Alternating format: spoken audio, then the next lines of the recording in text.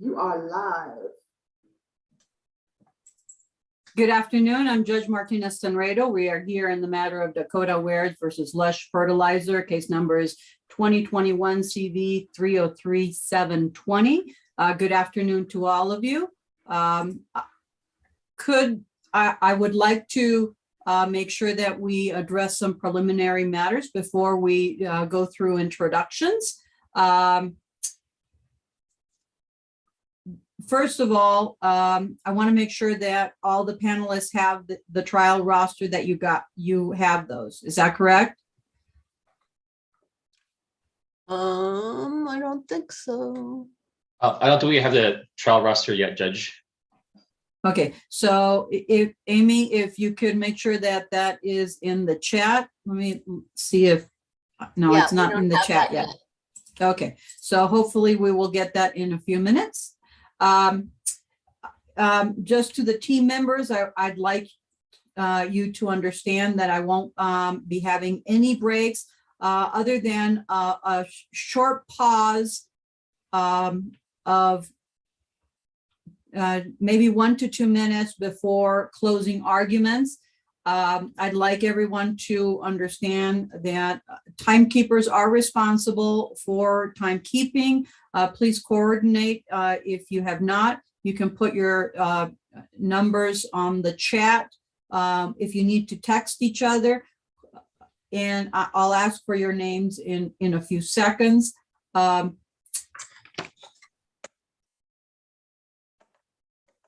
I'd like to make sure that if there are any disputes that you address those within the bar as soon as possible at the conclusion of the trial. If there's outside the bar complaints, please address those with the CBA or Denver Bar Association coordinator.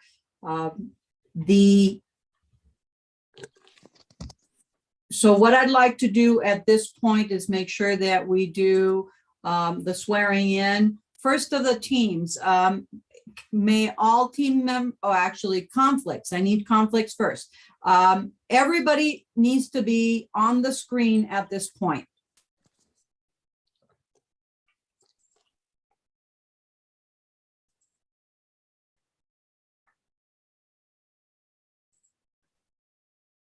Okay, is everybody on the screen? Let me see. I'm not counting sufficient people now. Okay. Ms. Gross, do you have you looked at all the team members, and do you have any conflicts with any of these team members? I have looked at them and I do not have any conflicts.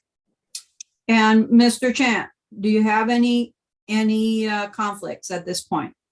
No conflicts here, Your Honor. Thank you. And Ms. Leckman, do you have any conflicts? No conflicts. So thank you very much.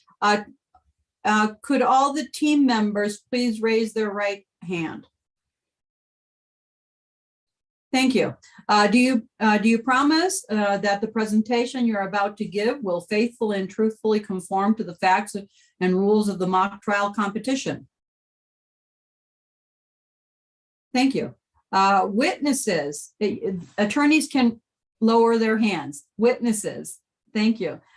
Do you promise that the testimony you're about to give will faithfully and truthfully conform to your witness statements, that you will not add material facts or opinions which are not contained in the case problem, and that you will follow the rules and the procedures of the mock trial competition? Nod your heads because you're on mute. Thank you.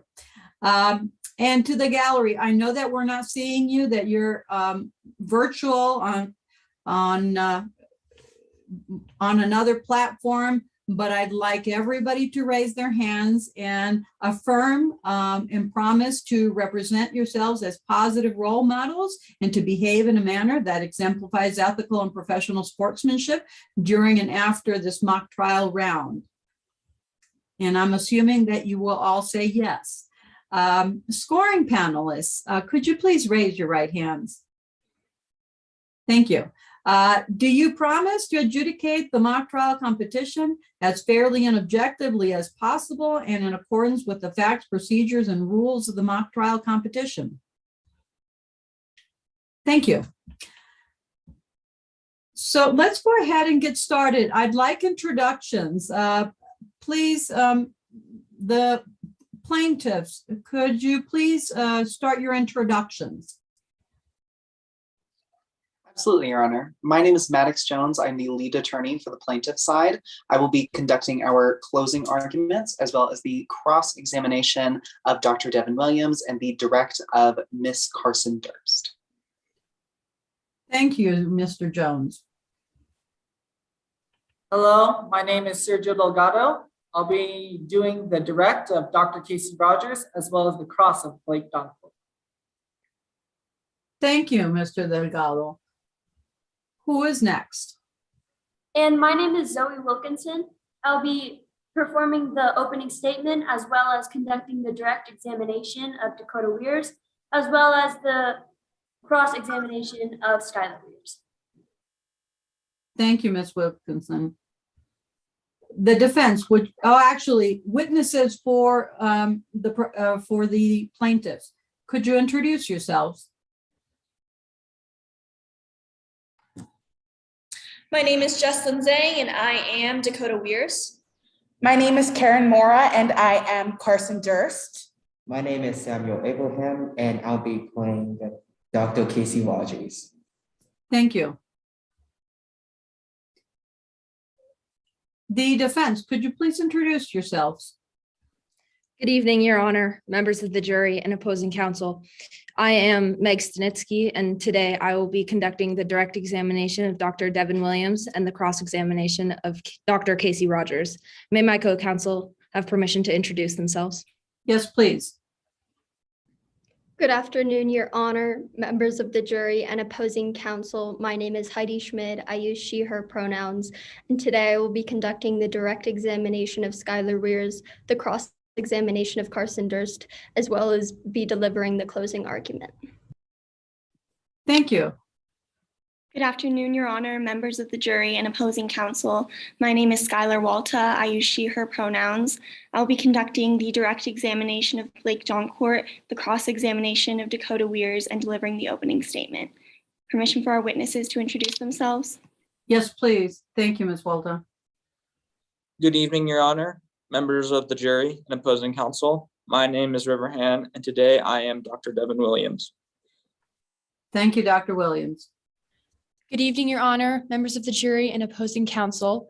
My name is Leah Blake. I use she, her pronouns, and today I am Skylar Weirs. Thank you, Ms. Weirs. Good afternoon, Your Honor, members of the jury and opposing counsel. My name is Gianna Lish, and today I am Blake Dunkert.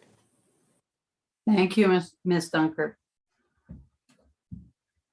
Let's go ahead and proceed with any preliminary matters that need to be addressed. I'd like to hear from the plaintiffs first. Are there any preliminary matters that need to be addressed prior to beginning the trial? Yes, Your Honor. We don't have a capability to screen share today, so we'd like to confirm that all members of opposing counsel, both attorneys and witnesses, as well as yourself and all of the members of the jury, have a copy of all of the exhibits and affidavits in front of them, so that we can simply ask for them to be presented to them and then consider them constructively admitted. Okay. And why is it that you do not have the ability to share, screen share? I will not lie to you, it is a little bit of a long story. We had experimented with the setup a couple of weeks ago during a scrimmage that allowed us to using all of our school computers, and our school decided to block Zoom as a program on all of those computers in the last week. So we are having to make do with some personal ones using phone hotspots and stuff. It's gotten a little bit messy, but we're trying to make it work.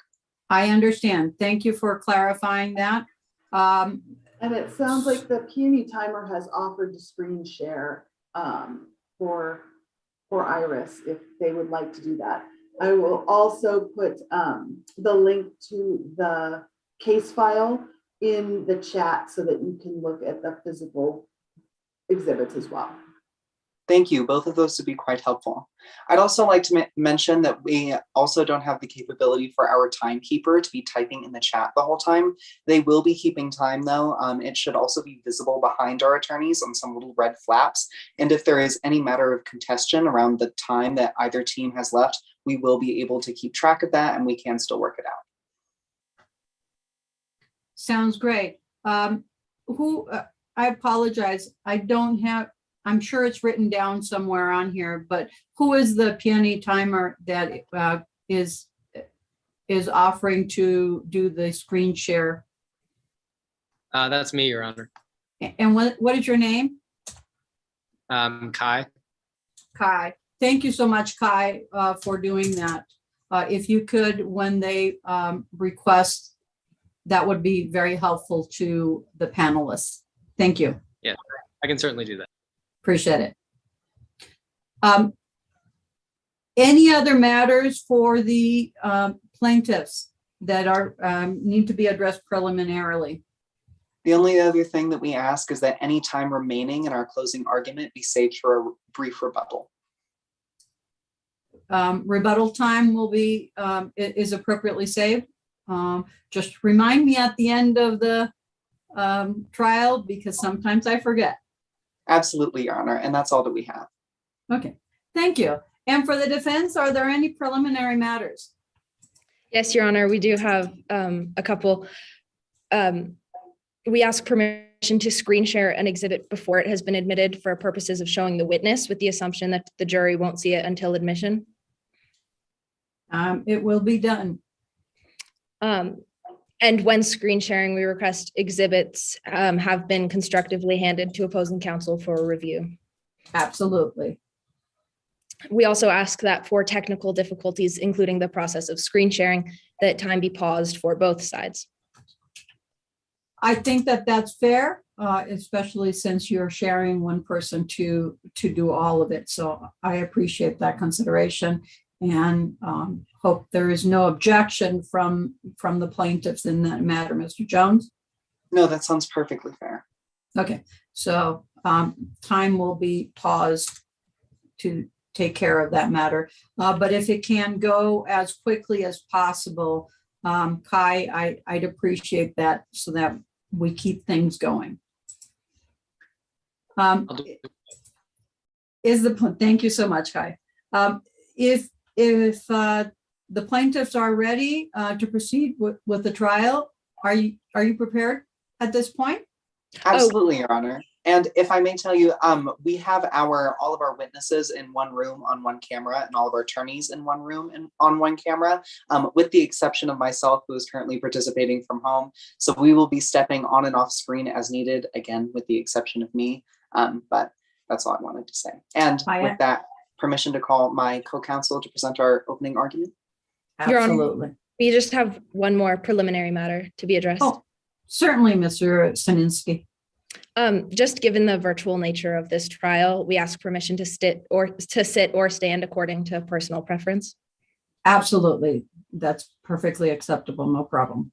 And with that, our preliminary. And that's granted to both teams. Okay. Who is doing the opening statement for the plaintiff? That would be my co-counsel, Zoe Wilkinson. So Ms. Wilkinson, you may proceed. Sorry, just one moment, Your Honor. I would just want to make sure my timekeeper is ready.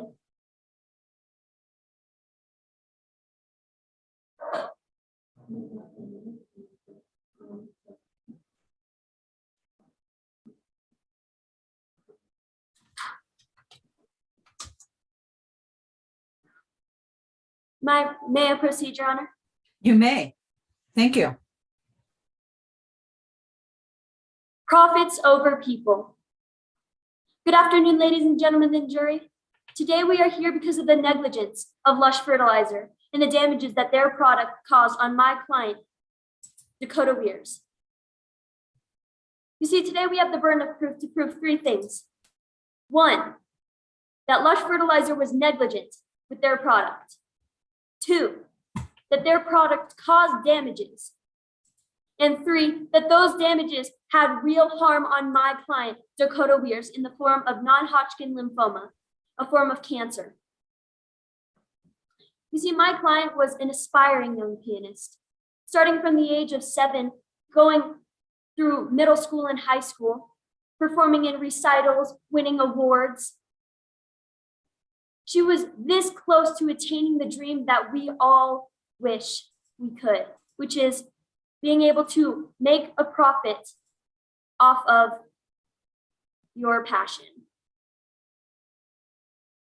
Miss Weirs was a dedicated student in high school, being the leader of NHS, participating in student government, getting straight A's. Not only inside of school was she amazing, but she also thrived outside of school, volunteering, and also being able to hold up a job since the age of 14. At this job, she had to work primarily with Lush fertilizer, spreading seeds. This fertilizer is what caused her non-Hodgkin lymphoma. Not only will we prove that this product caused her cancer, but we will also prove that Lush fertilizer knew about the dangers of their product and did nothing about it. You will hear today from Carson Durst, a researcher for Lush fertilizer. You see, Carson Durst found that Drufo would have potentially been dangerous. When she brought this to the attention of Lush fertilizer, they performed a test that came back inconclusive. Instead of eliminating the potential risk, the CEO of Lush fertilizer swept it under a rug and said that this must be contained in the walls of Lush fertilizer. Why? Because she wanted her profits over the livelihood of her people. It would have been a simple process to bake it. It wouldn't have cost her very much. And yet she still didn't want to risk it because of the investors that she needed to support. You will also hear from Dr. Casey Rogers. Dr. Casey Rogers performed a series of tests to link non-Hodgkin lymphoma to Drufo, a chemical in Lush fertilizer. And when those tests came back positive, that there is a definite link, Lush still did not, because they value their profits over their people. Now, defense will try and tell you that Lush didn't know that it was harmful, but you will see an email sent to the CEO, Blake Doncourt, that she knew that Lush could have been dangerous, and she still decided not to bake it. You will also hear from Dakota Weir's twin sister, Skylar Weirs. You will hear that Skylar has everything to gain from Lush winning this case and everything to lose from them losing. Today, the plaintiff asks that you find in favor of my client Dakota Weirs and hold Lush fertilizer accountable for their negligence, because it has ruined my client's life. And we need this pattern of profits over people to end here before it affects any other people. Thank you. Thank you. Thank you, Ms. Wilkinson. Ms. Walter. Yes, Your Honor. May I proceed? Yes, you may. May it please the court. Sympathy doesn't equate to justice. Your Honor, members of the jury, my name is Skylar Walta, and I represent the defendant, Lush Fertilizer, in this case. The plaintiff has landed in a tragic and unfortunate situation. It is natural to feel that someone must be held accountable for the plaintiff's condition. However, as you hear the evidence today, as difficult as it may be, I urge you not to allow the sympathy you feel for the plaintiff to cloud your judgment about the facts of this case. That sympathy will not serve justice, because as the evidence will show, Lush is not responsible for the plaintiff's illness. There are 4 elements of negligence which the plaintiff must prove by a preponderance of the evidence in order for Lush Fertilizer to be deemed negligent. They must also prove by a preponderance of the evidence that Lush exhibited a failure to warn its customers of a known carcinogenic risk in its product. However, during the course of this trial, you will hear facts from the defense which we expect to disprove several elements of these 2 claims. First, we will show that the product was not being used by the plaintiff in a manner that should be reasonably expected by the manufacturer. Second, Lush Fertilizer was not aware of any outstanding risk to users of its product presented by the chemical compound Drufo. Third, Lush Fertilizer did use reasonable care to notify users of the recommended use of the product. Furthermore, during this trial, the defense will present evidence that it is in fact the plaintiff who failed to take reasonable precaution in handling Lush Fertilizer. To illustrate these facts, we will call 3 witnesses. Testimony from Dr. Williams, the head of toxicology research and development at Lush Fertilizer, will explain that there is no statistically significant link between the use of Drufo and an increase in the occurrence of non-Hodgkin lymphoma or any other cancer. The plaintiff will cite a single study that claims Drufo is carcinogenic, but you will hear why that study, which did not even involve humans, was unreliable. You will hear about the plaintiff's injuries, which will undoubtedly garner your sympathy. But I ask you to focus on the facts that will be brought to light in Dr. Williams' testimony, as he explains that there is a lack of reliable evidence linking Drufo to an increased occurrence of non-Hodgkin lymphoma. The plaintiff has claimed that exposure to Drufo caused their illness, but you will hear from the plaintiff's own twin, Ms. Skylar Weirs, a journalist who will explain her research on Drufo and carcinogens, and will testify that while Drufo has not been shown to be carcinogenic, other fertilizers, which are completely different from Lush Fertilizer's product, have been proven to be carcinogenic. Ms. Weirs will explain that if an individual is exposed to an array of fertilizers and subsequently develops non-Hodgkin lymphoma, there is no way to identify one fertilizer as the sole cause of that illness. Ms. Weirs will also testify about the vital importance of wearing personal protective equipment when using any kind of fertilizer, due to the inherent risk from working in close contact with chemical substances. In fact, you will learn from the plaintiff that Lush Fertilizer printed a safety recommendation on its fertilizer products detailing proper precautionary measures. Again, these facts, which we expect to show that Lush Fertilizer's product did not present a carcinogenic risk and that Lush Fertilizer did not fail to warn the plaintiff of any known hazard, must be considered independently of our sympathy for the plaintiff. The plaintiff claims that Lush negligently sold a product which the company knew was carcinogenic. Through the testimony of Lush Fertilizer CEO Blake Doncourt, you will hear that Lush Fertilizer's product underwent extensive research and testing prior to being brought to market, and that those studies identified little to no risk in the product. Ms. Doncourt will tell you that baking the product was unnecessary because of the minimal risk it presents.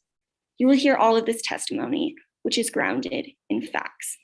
And these facts will show that the plaintiff cannot prove the elements of either negligence or a failure to warn by a preponderance of the evidence.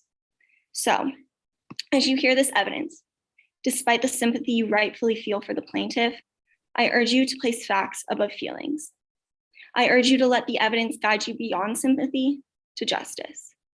At the conclusion of this trial, my colleague will address you once again, and we will ask that you find our client, Lush Fertilizer, is neither negligent nor failed to provide a proper warning to the plaintiff, and therefore is not responsible for the plaintiff's injuries. Thank you. Thank you, Ms. Walton.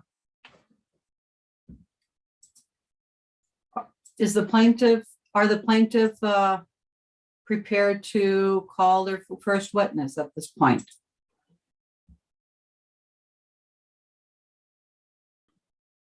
Yes, Your Honor.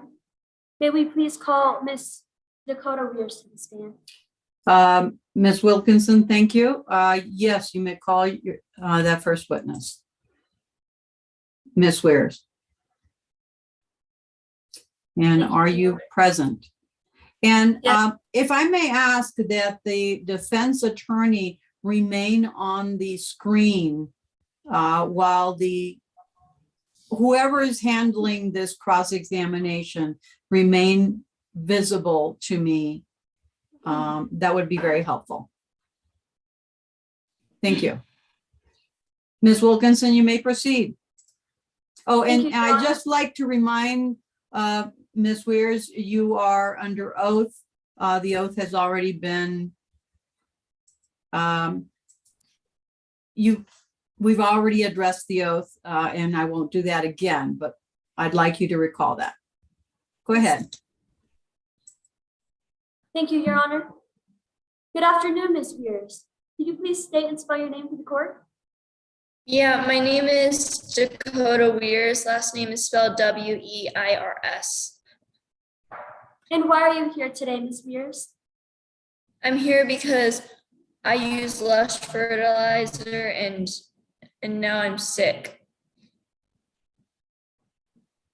Ms. Weirs, did you attend high school? Yes, I was able to graduate from high school. And how were you as a student? Well, as a student, I was involved in many extracurriculars. I got really good grades. I was the president of my student government. I was in NHS and I even volunteered outside of school while still holding a job and pursuing my dream career as a concert pianist. How did you pursue your career as a pianist? I started practice when I was little and I was even offered a scholarship and I would perform in recitals, concerts. I even won some concerts, but I can't pursue my career anymore. How did you get into piano, Ms. Weirs? Well, when I was little, as little as I can remember, actually, I would play with pedals on a little mini grand piano, and I was really inspired by my grandfather, who passed away actually, and he was my biggest inspiration. I just remember him being so big and strong, and how he could touch the piano keys, hand the pedals at the same time. But playing the piano just made me feel closer to him. And you said that you're not able to continue your career. Why is that?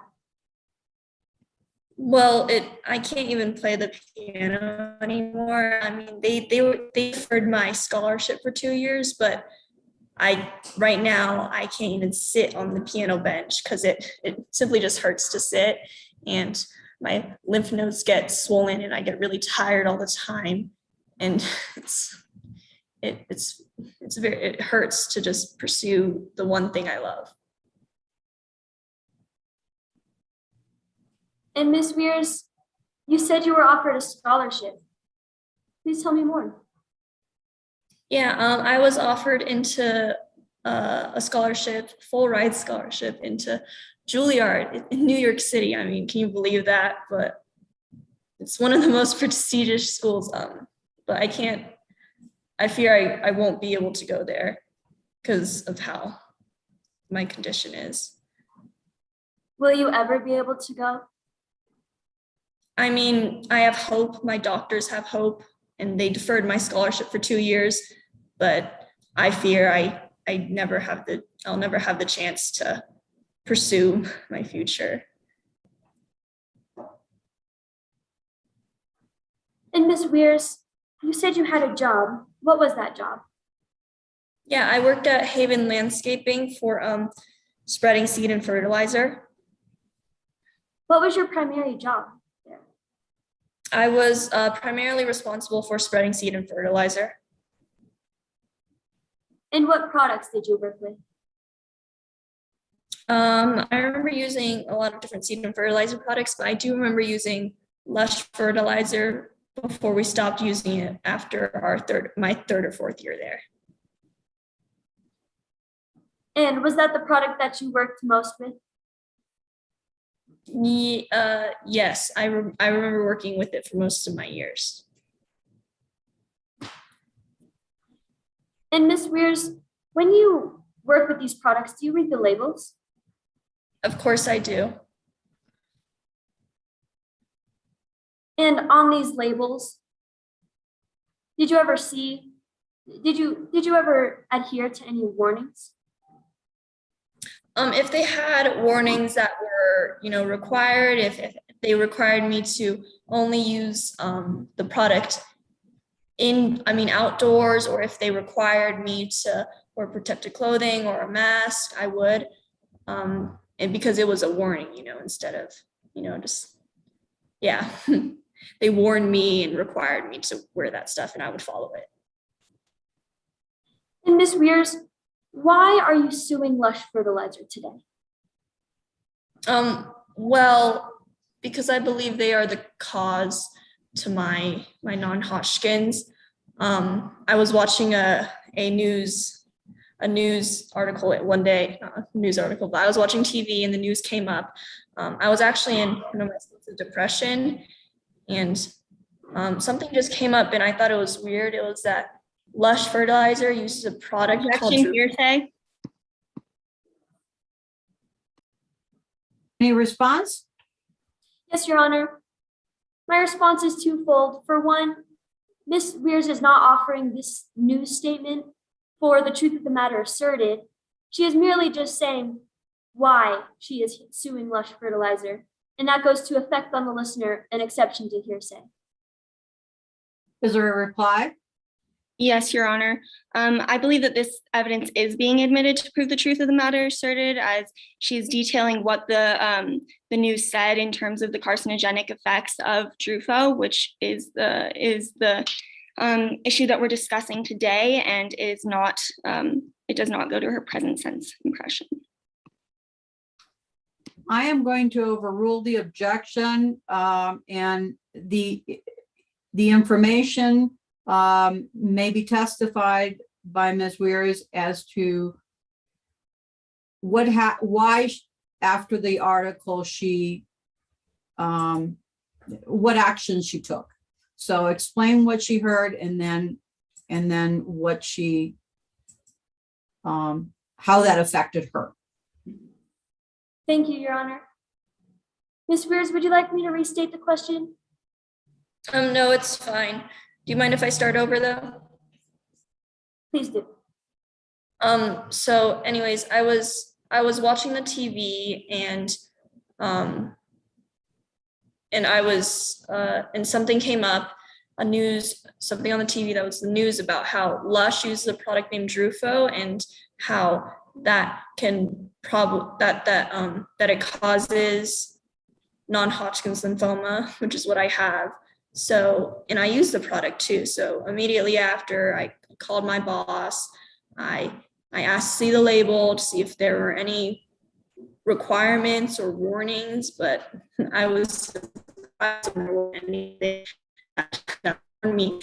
And yeah, that's basically how I connected it and what I thought.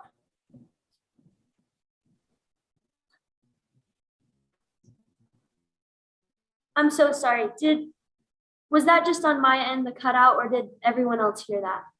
I heard that too. It was cut out. Okay. Ms. Weirs, could you please continue from where you said you contacted your boss? From there on, we did not hear. Yeah, of course, sorry. I contacted my boss, and they showed me, they were able to find an old label, and what surprised me the most about the label for Lush is that they didn't have any warnings. Objection, Your Honor. Refers to facts, not in evidence. Okay, any response? Your Honor, we do have this evidence here in court today. She is simply just laying foundation as to how she has knowledge of this piece of evidence. I will admit it in just a second. Proceed with laying the foundation. Overruled. So Ms. Weirs, at what age did you begin working with this fertilizer? I started working there when I was at Haven, and I started using the product when I was 14. And when working with these, you did look at the labels, or did you not? Yes, of course. I would obviously look at the labels. It was just part of the job. Ms. Weirs, if I were to show you a copy of Lush Fertilizer's label today, would you be able to recognize it? Yes, I would. Your Honor, at this time, I would like to refer the witness to what is Exhibit 1. If time can stop so that the timekeeper can put that up, that would be great. Thank you, Your Honor. Thank you, Kai. You may proceed, Ms. Wilkinson.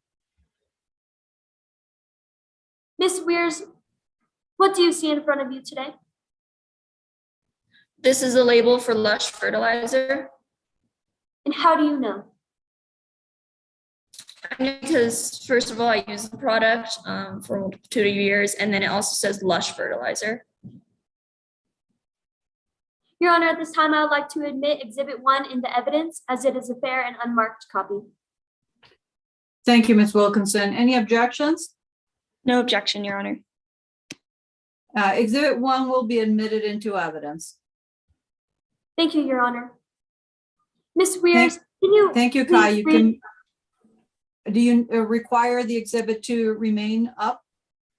Only if the jury and yourself do not have a copy in front of you. It can remain up as long as you're going to be using it. Yes, Your Honor, I will be. Okay, go ahead, proceed. Ms. Weirs, can you please read under ingredients?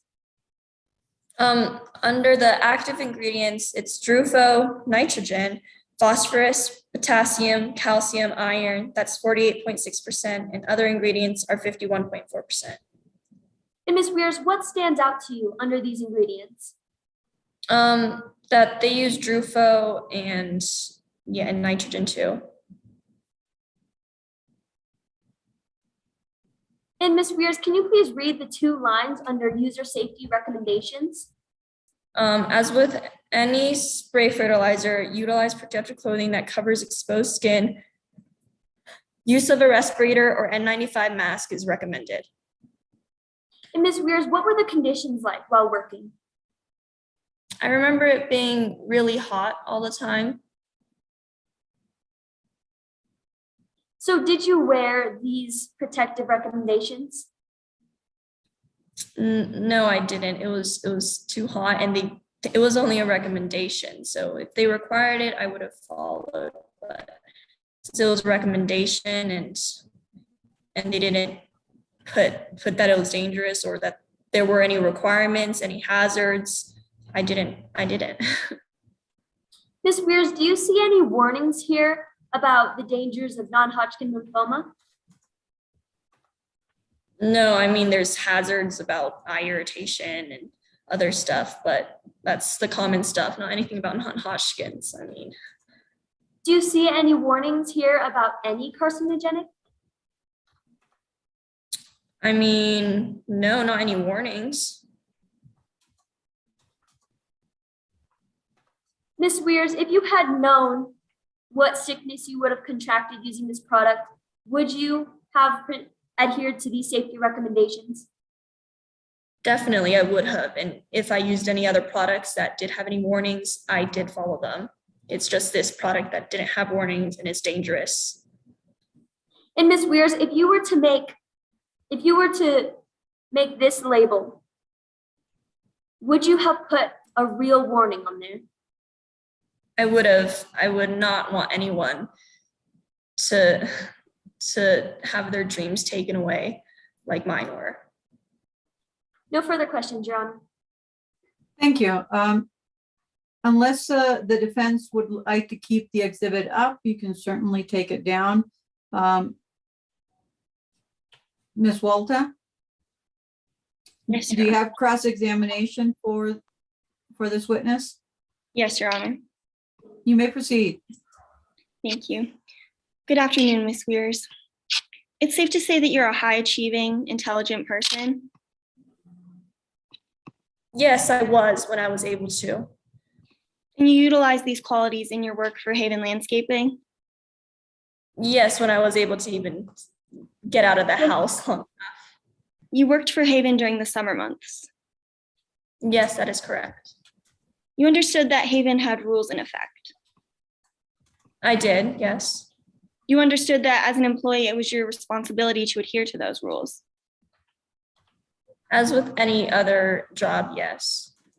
One of those rules was that employees must wear protective equipment while handling chemicals. Yes, I'm aware technically. The protective equipment included a face covering Yes, that is correct. and long sleeves. Yes, The protective equipment included long pants yes, and gloves. yes, to protect us from dangerous products, yes. Yet there were times when you chose not to wear the protective equipment while handling chemicals. Yes, times including when I was using a product with an insufficient label, like Lush. When it was too hot outside, Yes, there were times when you left your face uncovered. yes, it was too hot, like you said yourself. You wore shorts while handling chemicals. Other chemicals that had sufficient labels, I would wear protective clothing, but chemicals, ones that I didn't think at the time were dangerous, ones with insufficient labels like Lushes, I wouldn't. You wore short sleeve shirts while handling chemicals. With Lush, yes. Do you recall the Lush fertilizer label from when you worked for Haven Landscaping? I do. I went over this earlier. Your Honor, may I have permission to screen share Exhibit 1, which was previously admitted into evidence? Yes.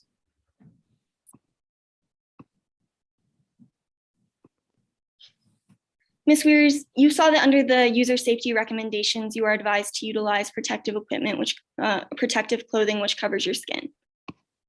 Yes, under the safety recommendations. And you saw that the use of a respirator or N95 face mask is recommended as well. Correct, that's recommended, not required. You didn't obey these recommendations.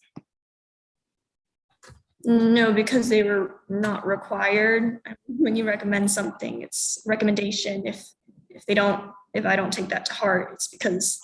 But you did not follow these recommendations. I'm sorry. But you did not follow these recommendations. No, because like I said, I didn't follow them because they weren't required. It's a recommendation, not required to follow a recommendation. Ms. Weirs, you worked with other people at Haven Landscaping. Yes, that is correct. It is a company. You do not know of other individuals with whom you worked who have been diagnosed with non-Hodgkin's lymphoma? No, because I was the one primarily responsible for spreading fertilizer. You worked with several other fertilizers and long chemicals other than Lush fertilizer during your time at Haven Landscaping. That is correct. Ones with sufficient labels. One of the others made you ill. They had sufficient labels, and I haven't seen anything about them causing non-Hodgkin's. So that's just. Is it possible one of the others made you ill? It is possible, but most of the other companies I use, Okay, I can't. I'm going to interrupt both of you. I cannot hear, and I should have advised both sides that I am hearing impaired. That's why I wear these goofy things on my head. So I apologize, but I can't hear both of you when you speak. I can't distinguish the two sounds. So I'm going to ask that each of you let the other speak. And if there's an objection, certainly interject it after each other finished speaking. Yes, Your Honor. You may proceed, Ms. Wall. Would you like me to repeat the question? I would, yes. You don't know for sure if one of the other fertilizers made you ill? No, I do not know for sure. However, I am sure that the other fertilizers that I used had sufficient labels, and if they had any warnings that they were dangerous, I would wear the correct protective gear. Thank you. Let's talk briefly about your diagnosis. You were diagnosed with non-Hodgkin lymphoma a full year after you stopped working for Haven Landscaping.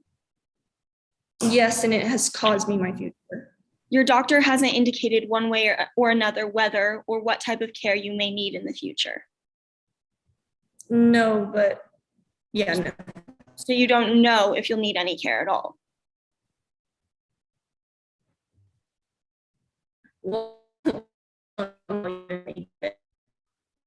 Unfortunately, Ms. Weir, we did not hear your response, so please repeat it. I do see that you have low bandwidth, so we are going to have a few problems hearing you from time to time. So I apologize that I have to ask you to repeat your answer, but go ahead and do so. Of course, I don't know what will come of my future. I just know that even if I do recover, a sickness like this, I fear I won't ever get better or even be able to pursue my career, my future, my dreams, my aspirations. You were awarded a full ride scholarship to Juilliard.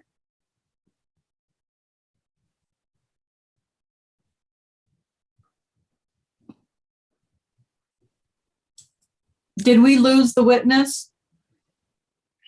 Yeah, looks like it. For Wi-Fi. Can you guys hear me? Yes. We can, hear you. Miss. We can hear you, Miss Weir. Because of the low bandwidth, let's go ahead and have her turn off her video so that we can hear her a little better. Ms. Walter, you may ask the next question. And Ms. Weir, if you'd like to turn off your video, you may do so. We have seen you sufficiently to have a perception of who you are already. So you, just so that we can hear your testimony better, turn off your video. Just keep your audio on. Understood. Thank you. May I proceed, Your Honor? You may. Ms. Weirs, you were awarded a full ride scholarship to Juilliard. Yes, one that I had to defer my time there. So there's a possibility that you can go in the future on scholarship because it was deferred for up to 2 years. There's a possibility, but I fear that I won't ever get better or even have the strength after I recover to resume my time there. Ms. Weirs, I asked if there's a possibility that you can go. Yes, there is a possibility. Thank you. No further questions, Your Honor. Thank you. Is there any redirect, Ms. Wilkinson? Briefly, Your Honor. You may proceed. Thank you. Ms. Weirs, what product did you primarily work with when spreading seed and fertilizer? I primarily remember using Lush fertilizer for around 4 years. And with the other products that you use, did they contain Drufo? No, they did not. That's the one thing that differed from the other products. And Ms. Weirs, can you please explain to the jury what your symptoms are? Well, I get fatigued really easily. I get swollen lymph nodes. I get, like I said, it hurts to even sit on a piano bench. I can't play piano. I can't hear the music that I love so much. And it's all just very painful. I also get in these states of depression a lot. And overall, it's something that is very hard to go through. Ms. Weirs, would you describe your symptoms as extreme? I would say so, yes. I mean, it's cancer. How would you define someone's sickness is not extreme? And Ms. Weirs, are you experiencing any symptoms right now? Yes, if I had my camera on, it hurts to even just sit. I switch positions all the time. And like for long periods of time, I get really tired.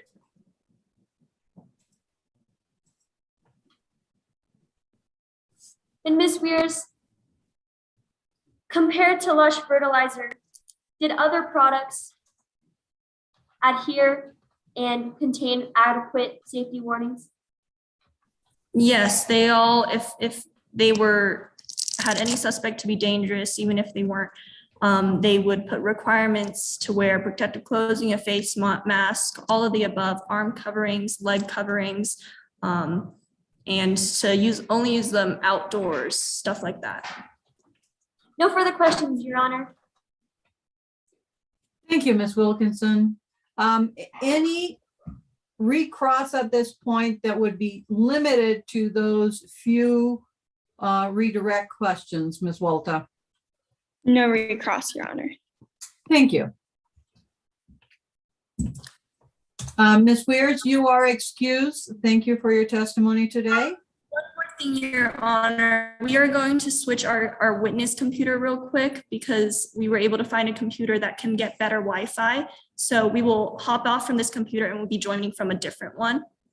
Okay, you may proceed to do that as quickly as possible, if you would. Of course, it will not take that long.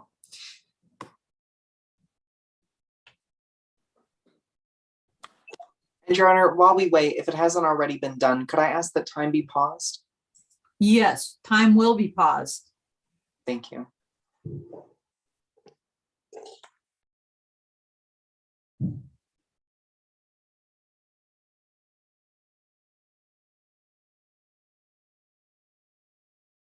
And I guess this was my failure. Other than Kai from Peony team, does Iris have a timekeeper as well? That we do, Your Honor. Actually, in our other attorney camera, you might be able to see one of our other team members is sitting at the desk and has a little timesheet. We just aren't able to put it in the chat, but they are still keeping time. I understand. I apologize. I should have noticed that. Oh, don't worry. It's completely all right. I've been concentrating on faces. Don't worry. That's the more important part. Okay.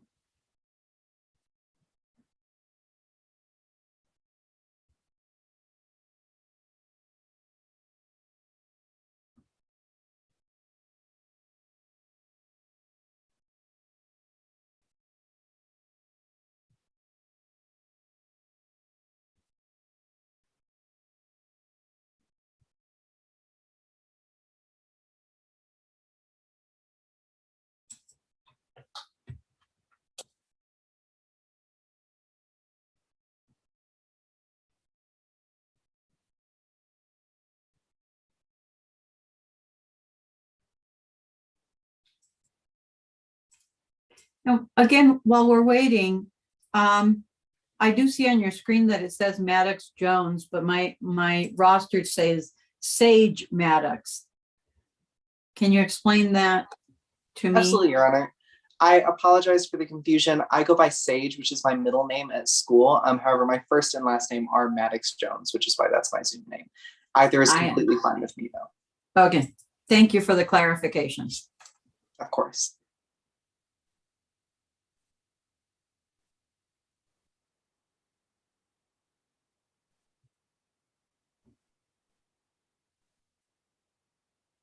And I do see that Iris witness team is trying to get on the platform. Wonderful.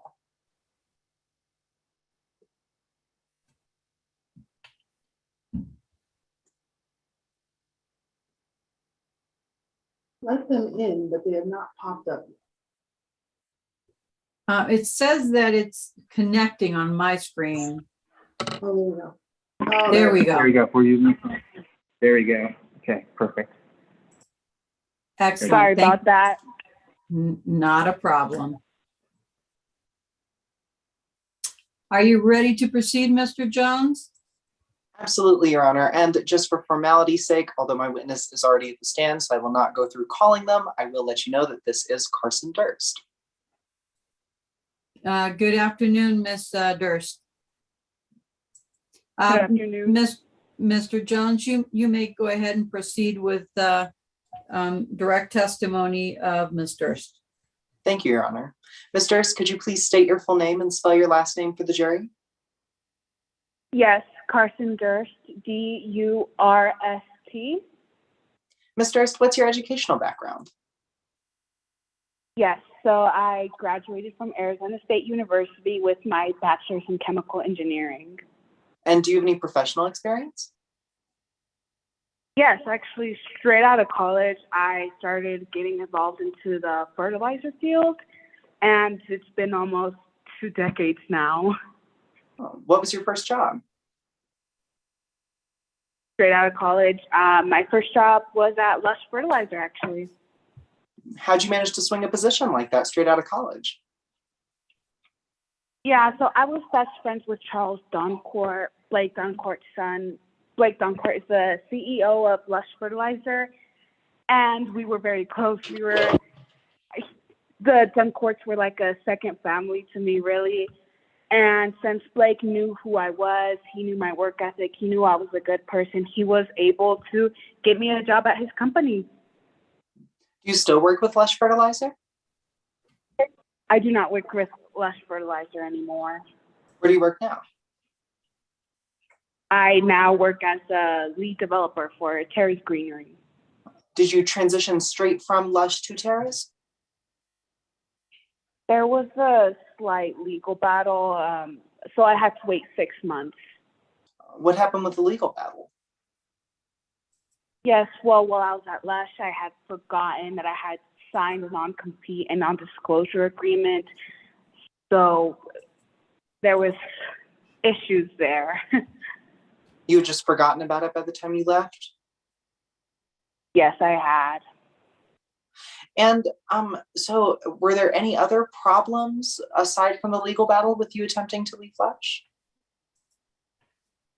Yes, so I actually did get fired, but even before I got fired, I was already looking for another job because of some tensions with my coworkers, you could say. What do you mean by tensions? Yes, well, they believed that in the beginning, it was sort of all right. It was fine, but, a lot of people did question my position, my high ranking, because of my position with the Doncourts. But after something happened, it became really bad, and they had believed that everything I had done was solely because of Blake. But I had done everything with my own hard work, and it was crazy to believe that people thought that of me. I'm sorry, did you say something happened at your time at the company? What do you mean by that? Yes, I had found some pretty damaging research that would be pretty detrimental to the company. And after I found that, it just wasn't the same anymore. How did you find that research? Yes, so my position at the time at Lush Fertilizer, I was a part of the research and development team. And as a researcher, I had to research the chemical components of Drufo, and that's when I had found some pretty damaging research. What did it say? It suggested that Drufo may be carcinogenic in rats, and I had to report that in my journal. And so you said you reported it in your journal. What's this journal that you're talking about? Yes, so for researchers, we have a journal, and anything potentially harmful or dangerous, we have to put in there so it could be corrected, so nobody gets hurt. And that's exactly what I did with this research that I found. So after you put things in your journal, what's the procedure at Lush Fertilizer? What's supposed to be done with that information? Yeah, so my product manager specifically, Jerry Langley, she was supposed to read over it, summarize everything, and then send it up to senior management. And do you believe in this case that that was done? Yeah, I actually know that they know because a few months later, there was an email sent out saying that there was going to be a study done to see if Drufo was carcinogenic in humans. Would you recognize the copy of that email if I showed it to you?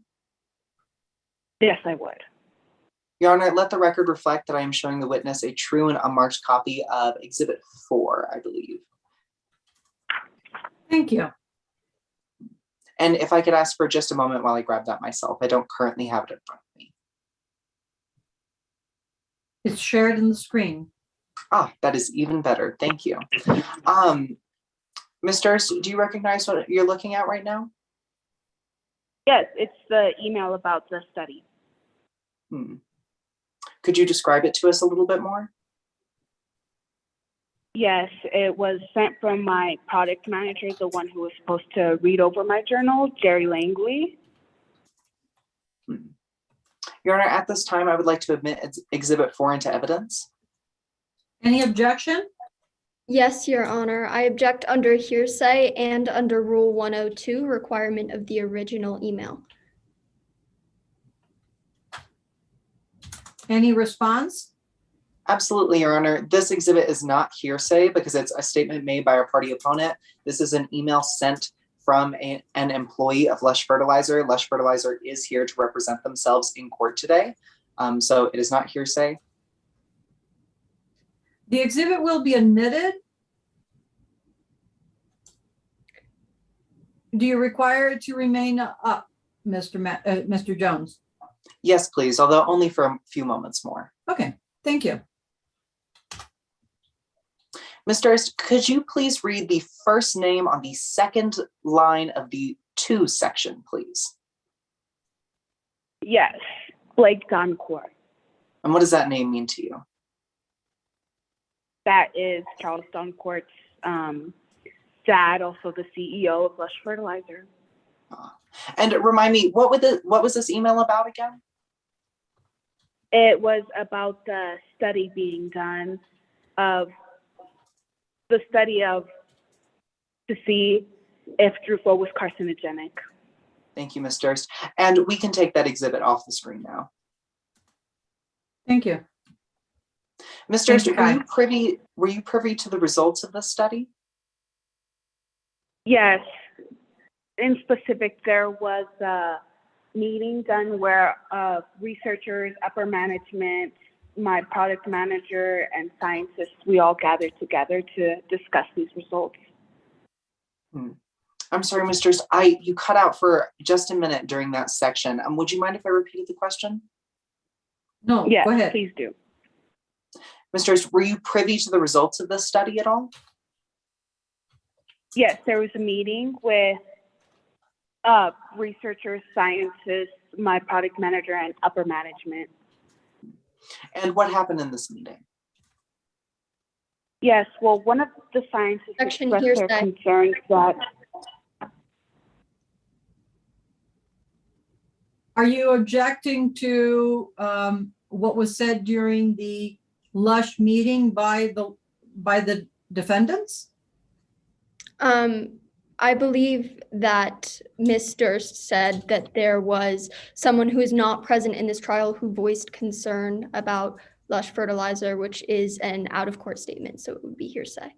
Okay. Any response, Mr. Jones? Absolutely, Your Honor. Again, this is a statement made by a party opponent. The person who uttered that statement was an employee of Lush Fertilizer, and once again, Lush Fertilizer is here to represent themselves in court today.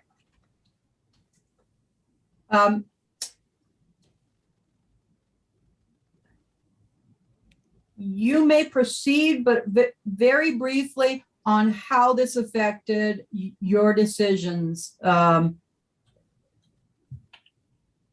this time, Ms. Duns. Ms. Durst, do you remember, I'm sorry, let me repeat the question. What happened in this meeting? What do you recall happening? Yes, one of the scientists did express their concern that Drupal may not only be carcinogenic, but specifically related to non-Hodgkin's lymphoma. And you said upper management was in the room. What was their reaction? They just said to keep it in the walls. Thank you, Your Honor. No further questions. Thank you. Any cross-examination at this time? Yes, Your Honor. Hello, Excuse Ms. me, Your Honor. I'm so sorry to interrupt. Our computer, this one right here, crashed while Mr. Jones was doing his direct. So our timekeeper was not able to pause the time for objections. So if we could get a brief time check from the other timekeeper. Kai, would you be able to share that with us at this time? And I apologize that I did not notice. I have this on the speaker view, so I did not see that you had crashed. That's quite all right. It's 441 for plaintiff. Okay, thank you, Your Honor, and Kai. You may proceed. Hello, Misters. I would like to discuss your work with Lush this afternoon. In the first study that you worked on with Lush, you researched a chemical compound in Drufo. Yes. You found a study that says Drufo is carcinogenic in rats. Yeah, and it concerned me enough to put it in my journal. In rats, but not in humans. Well, there was no research about humans at the time, so that's why it was our responsibility to see if it was harmful towards humans. Thank you, Misters, but the study concluded that Drufo is not carcinogenic in humans. It did not discuss that, correct? When I was looking at the results, though, it was very clear to me, it was obvious that data had been missing. Misters, did this study conclude that Drufo is only carcinogenic in rats and not in humans, yes or no? The study was meant to be read a certain way, but what the company wanted was that it was not carcinogenic, so it read that it was not carcinogenic. Misters, I don't think you're understanding. I'm discussing the study you found that you put in your notebook that regarded rats. Oh, I'm so sorry. I thought you were talking about the in-house study. No, but Lush then did do an in-house study on the carcinogenic effects of Drufo in humans. Yeah. This was after reviewing your notebook? Yes, a few months afterwards. So Lush responded to your concerns by doing the study? Yes, and as I said before, accidentally, it was meant to be read a certain way. It was very clear to me that the company wanted it to be read as it was not carcinogenic, so that's what it read. Yes, but this study also concluded that the chemical compounds of Drufo are within the legal distribution limits for carcinogens, did it not? Yes, because the Drufo could really raise up Lush fertilizer, so it was really, Drufo was important to Lush's success, so that's why it was read like that. But this study also concluded that baking Drufo is not necessary to eliminate any carcinogens.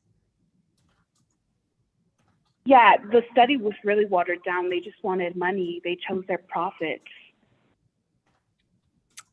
But baking Drufo is not necessary, correct? As they saw it, they did not want to bake it, but if the studies were real, if they had actually done their studies correctly without falsifying their information, it would have shown that it was carcinogenic. One person involved in this study was particularly concerned about Drufo's link to non-Hodgkin's lymphoma.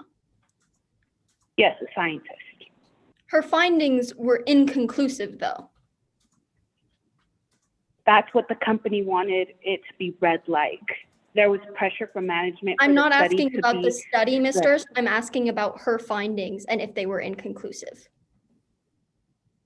The scientist's findings, she suggested that it still may be carcinogenic. Yes, maybe. You believe that this study was misleading. Yes, it was misleading. But you do not have all of the information contained in this study. It's still very obvious to anybody that data was missing. Is that a yes? I suppose so, yes. Thank you. I would now like to talk about your personal experience at Lush. You are family friends with the Doncourts, correct? Yes, so they knew me and they knew I'd be a good fit for the position. Yes, so you started to work for Blake Doncourt's company. Yes, I was given the fortunate opportunity to do so. Blake Doncourt got your job at Lush for you. Yes, but he also already personally knew me. He knew my work ethic, so it was easy for him to make that decision. Yes, but he overlooked more qualified applicants to specifically hire you. On paper, he knew me personally. He knew my work ethic. He didn't know any of those people personally. He couldn't say anything definitively about them, but he could say something definitively about me. Your coworkers believe that you could just skate along at Lush.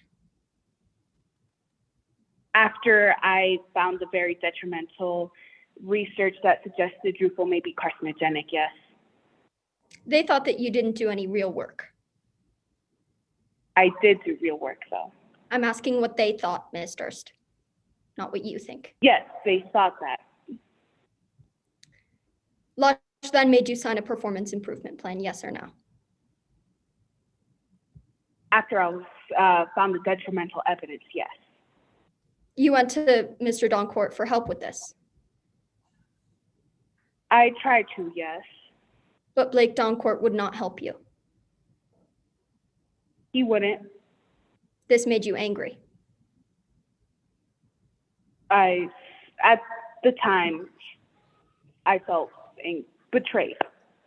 So you applied for a job at Lush's main competitor, Terrace Greenery.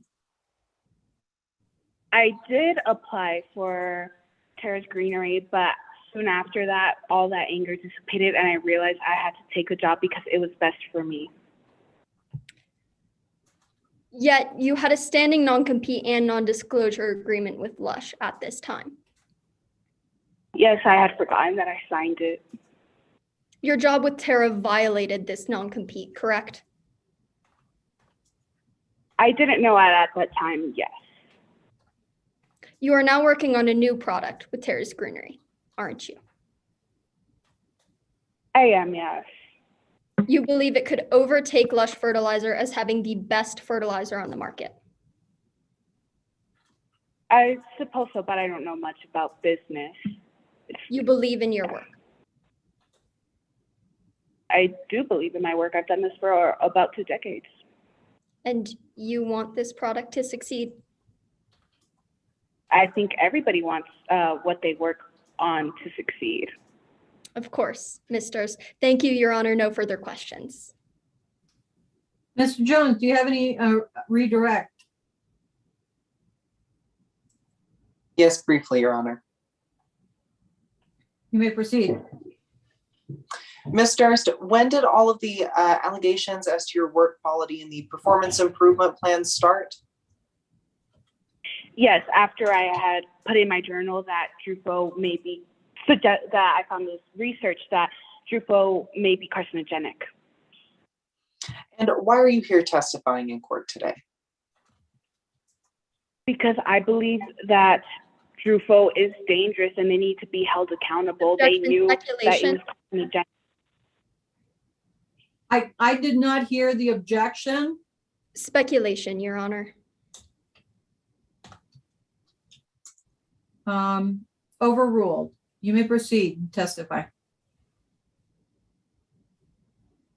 Permission to repeat the question, Your Honor? Yes, you may proceed. Ms. Durst, why are you here testifying in court today? Yes, Lush Fertilizer knew that their product was carcinogenic from when it was being researched, and they need to be held accountable for that. Thank you. No further questions. Thank you. Is there another witness for the plaintiffs?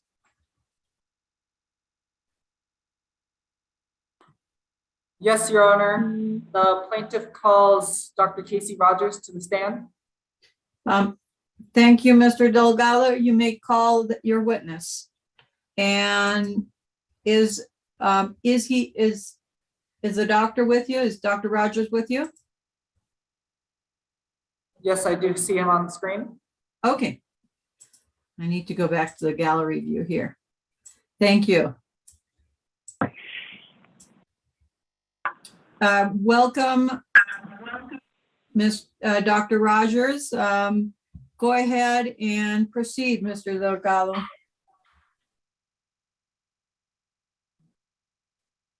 Dr. Rogers, could you please state your name and spell out your last name for the record?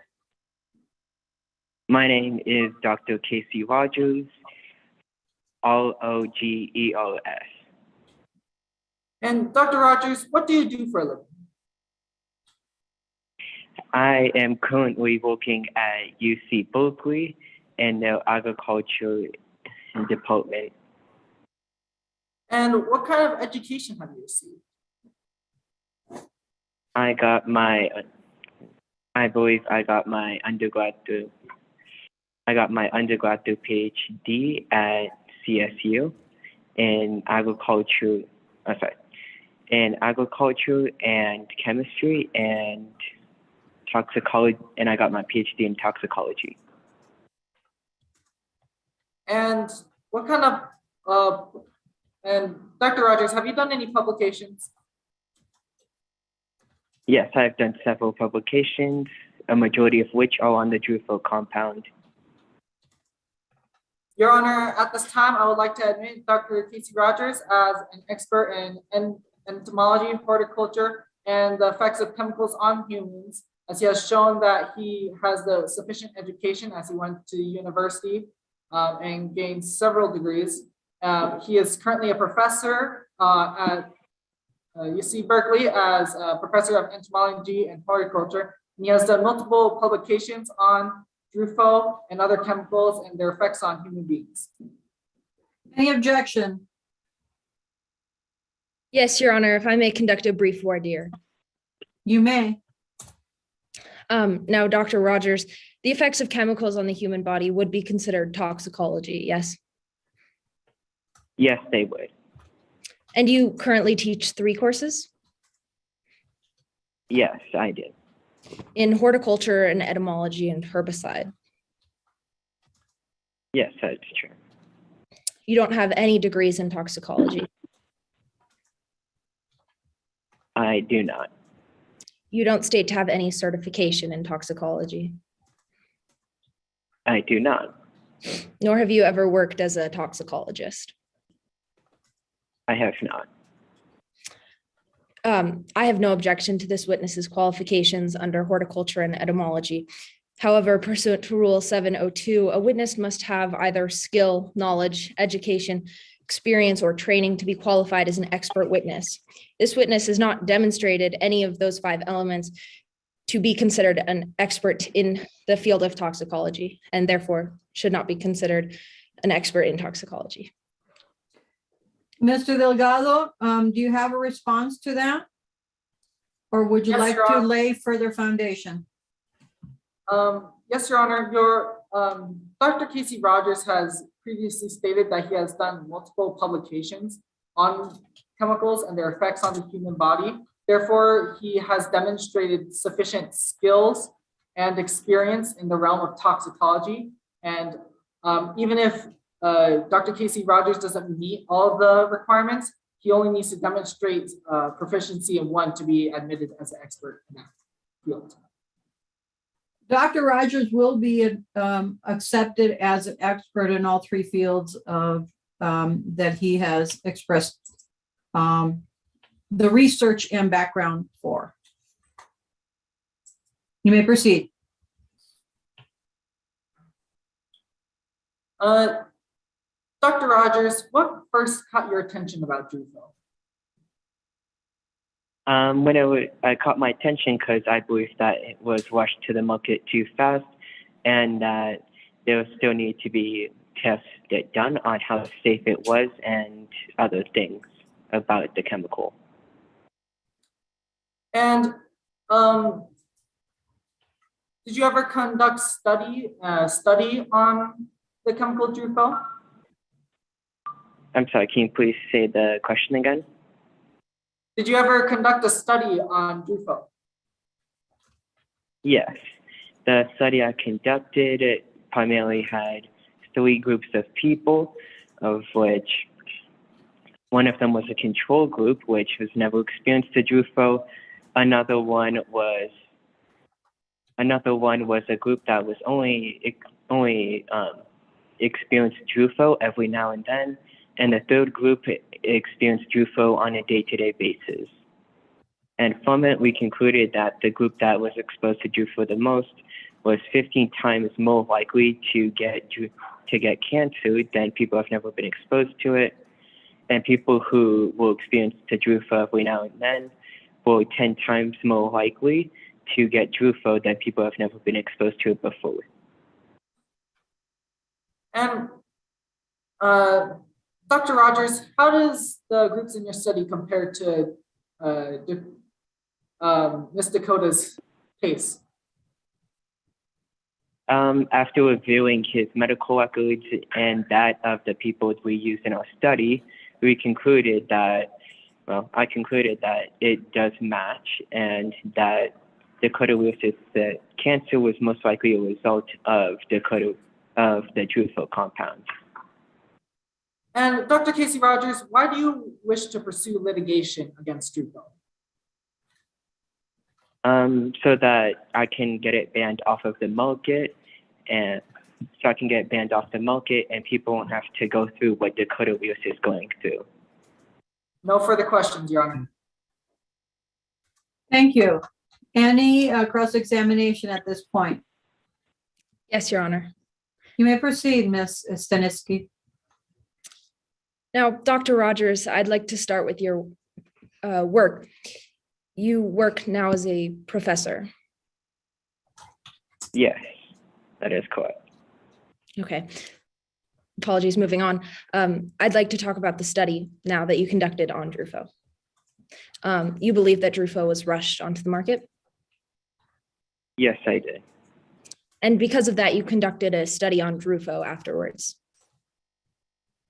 Yes, I conducted a study and done several research papers on the Drufo compound. Your study was published in 2019? Yes, that's true. You never specify an exact timeline, do you? I'm sorry, what exactly are you asking? Throughout the course of, or throughout your description of the study in your affidavit, you never specify an exact timeline of the study, do you?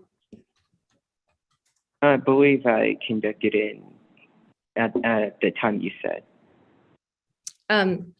Dr. Rogers, the study was published in 2019, but you never say when you started the study. Sorry about that. I don't believe I did. And you never say how many years it was conducted over? No, I didn't provide that information. You never specify an exact number of people you studied, do you? No. Now, you never interviewed the plaintiff, right? No, I had no need to interview him. And your knowledge of her condition is limited to reviewing her medical records. Yes, just as with almost any other doctor. Okay, so your study involved different types of people who were exposed to Drufo. Yes. Farm laborers, picking crops, and gardeners. Yes. Both of which differ from the plaintiff's experience working as a landscaper. Well, her lifestyle does match that of people who have been exposed to it, as she was working in the landscaping business throughout most of her teen life. Let me rephrase. Landscaping is different from farming or gardening. Yes, but they do have some similarities. Now, your study was also not peer reviewed. As it was relatively new when I published it, it has not been peer reviewed yet. Nor did you find it necessary to include other credible studies, at least in your affidavit, to support your conclusions. Well, I have published my own research papers on the topic, and well, there aren't that many tests and studies on the Drufo compound outside of Lush. Thank you. Now, moving on. Your Honor, may I have permission to screen share Exhibit 1 that has been previously marked or admitted into evidence? Absolutely. You may proceed. Doctor, if we could have the timekeeper share that. Thank you. On its way. Now, Doctor, you state what the plaintiff wore while using Drufo, the clothing.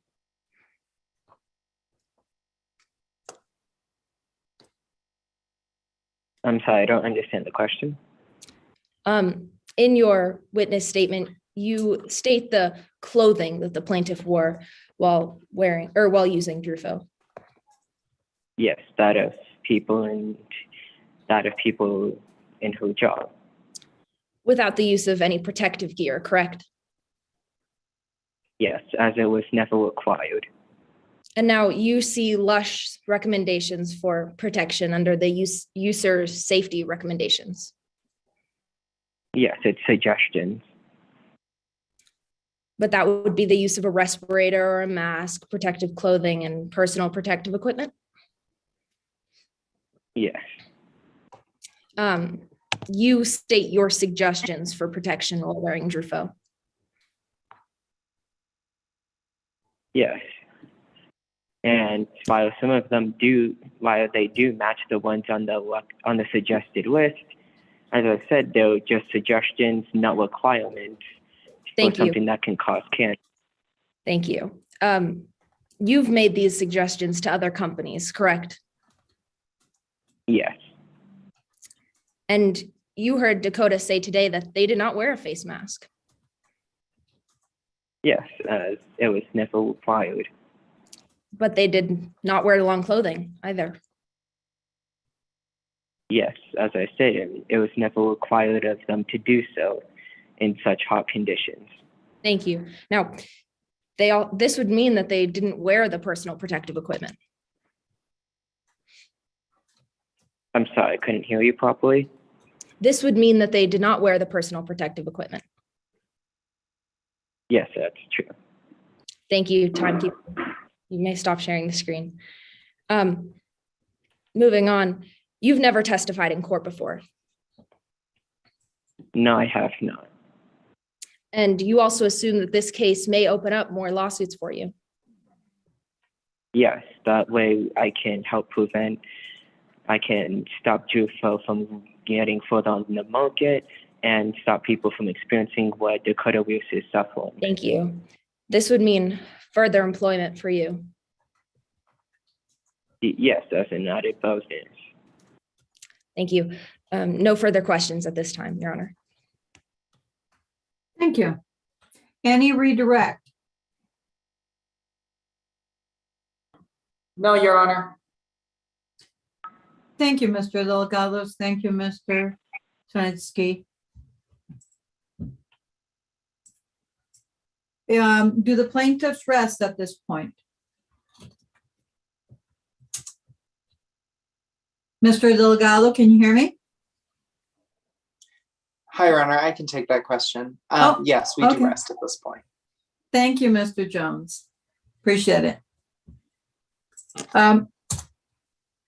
Defense, are you ready to put on your case in chief? We are, Your Honor.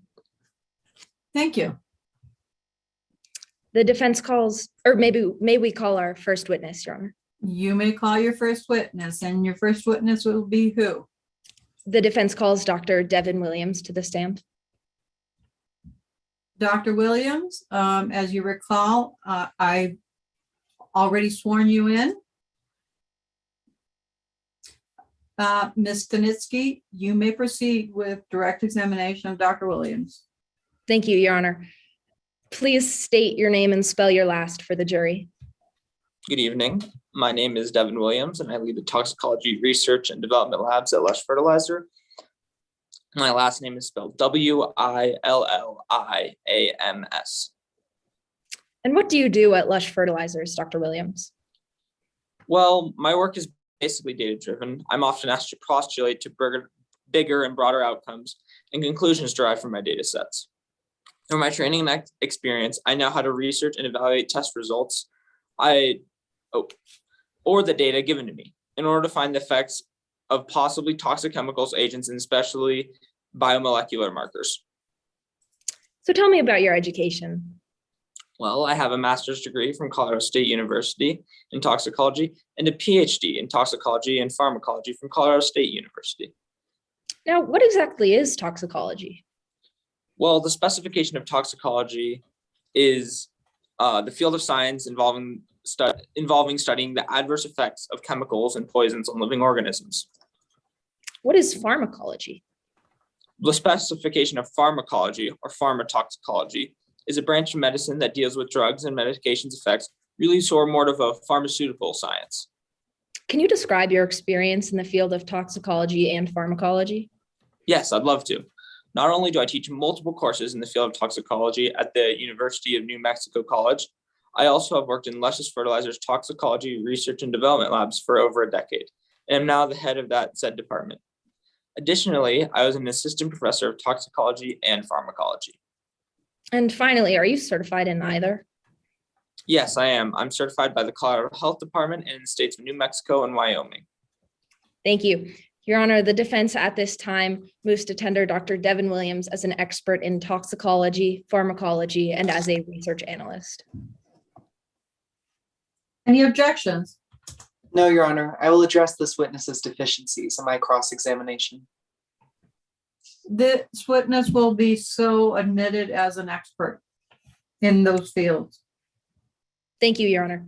Now, let's start with Lush Fertilizers, Dr. Williams. How long have you been at the company? Well, I've been working at Lush for roughly a decade, and I've been leading the toxicology research and development labs for 7 of those 10 years now. And what are your duties there? I largely oversee work on environmental impacts, especially on the basis of fertilizers such as the product Drufo.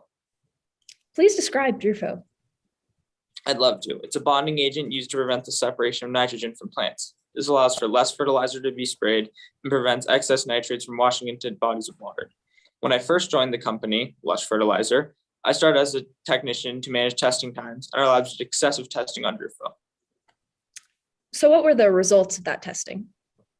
Yes, well, as I previously stated before, we did excessive testing on Drufo and studies. Pertaining to the case, all of our testing pointed to the conclusion that Drufo is not cancerous in any way.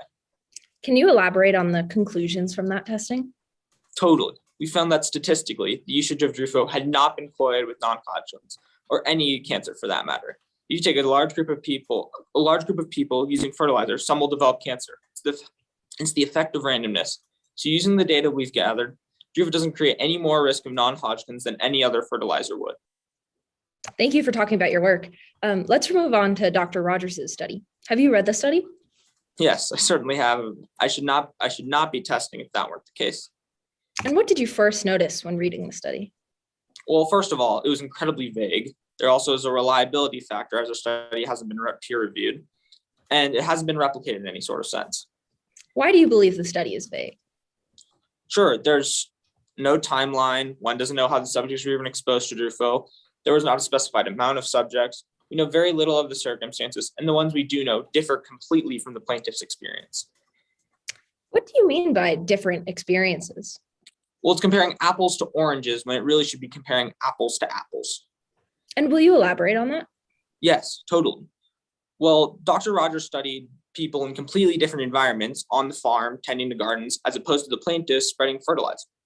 The experiment also has completely different exposure levels. The plaintiffs worked with it yet only during a certain season, unlike those in the experiment. So what are your final opinions about the case?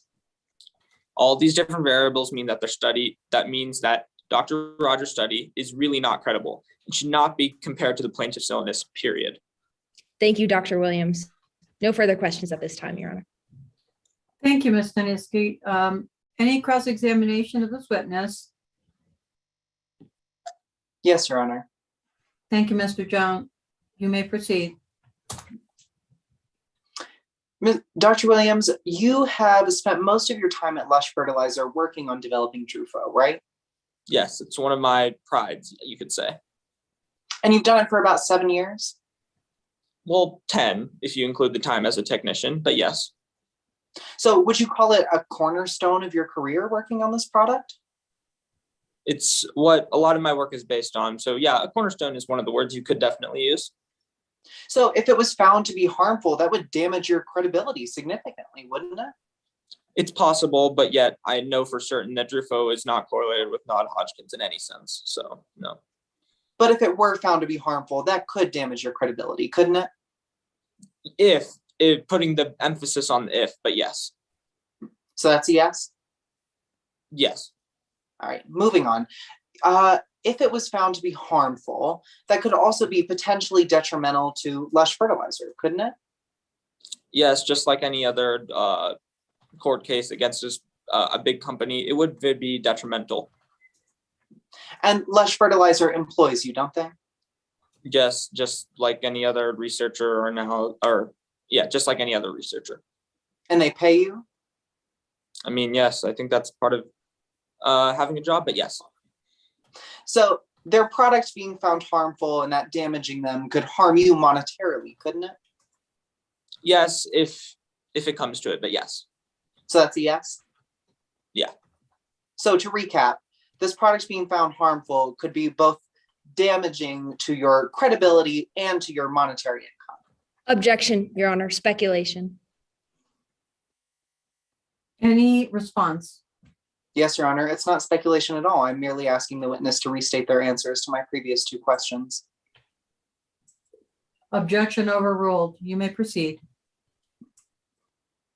Permission Would to you repeat the question? Yes. I'd love to have the question repeated. Thank you.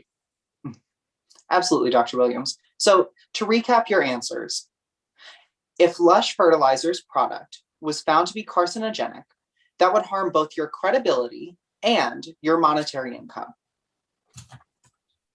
It could. It's hypothetically, yes, it could. So that's a yes. Yes, hypothetically. Moving on.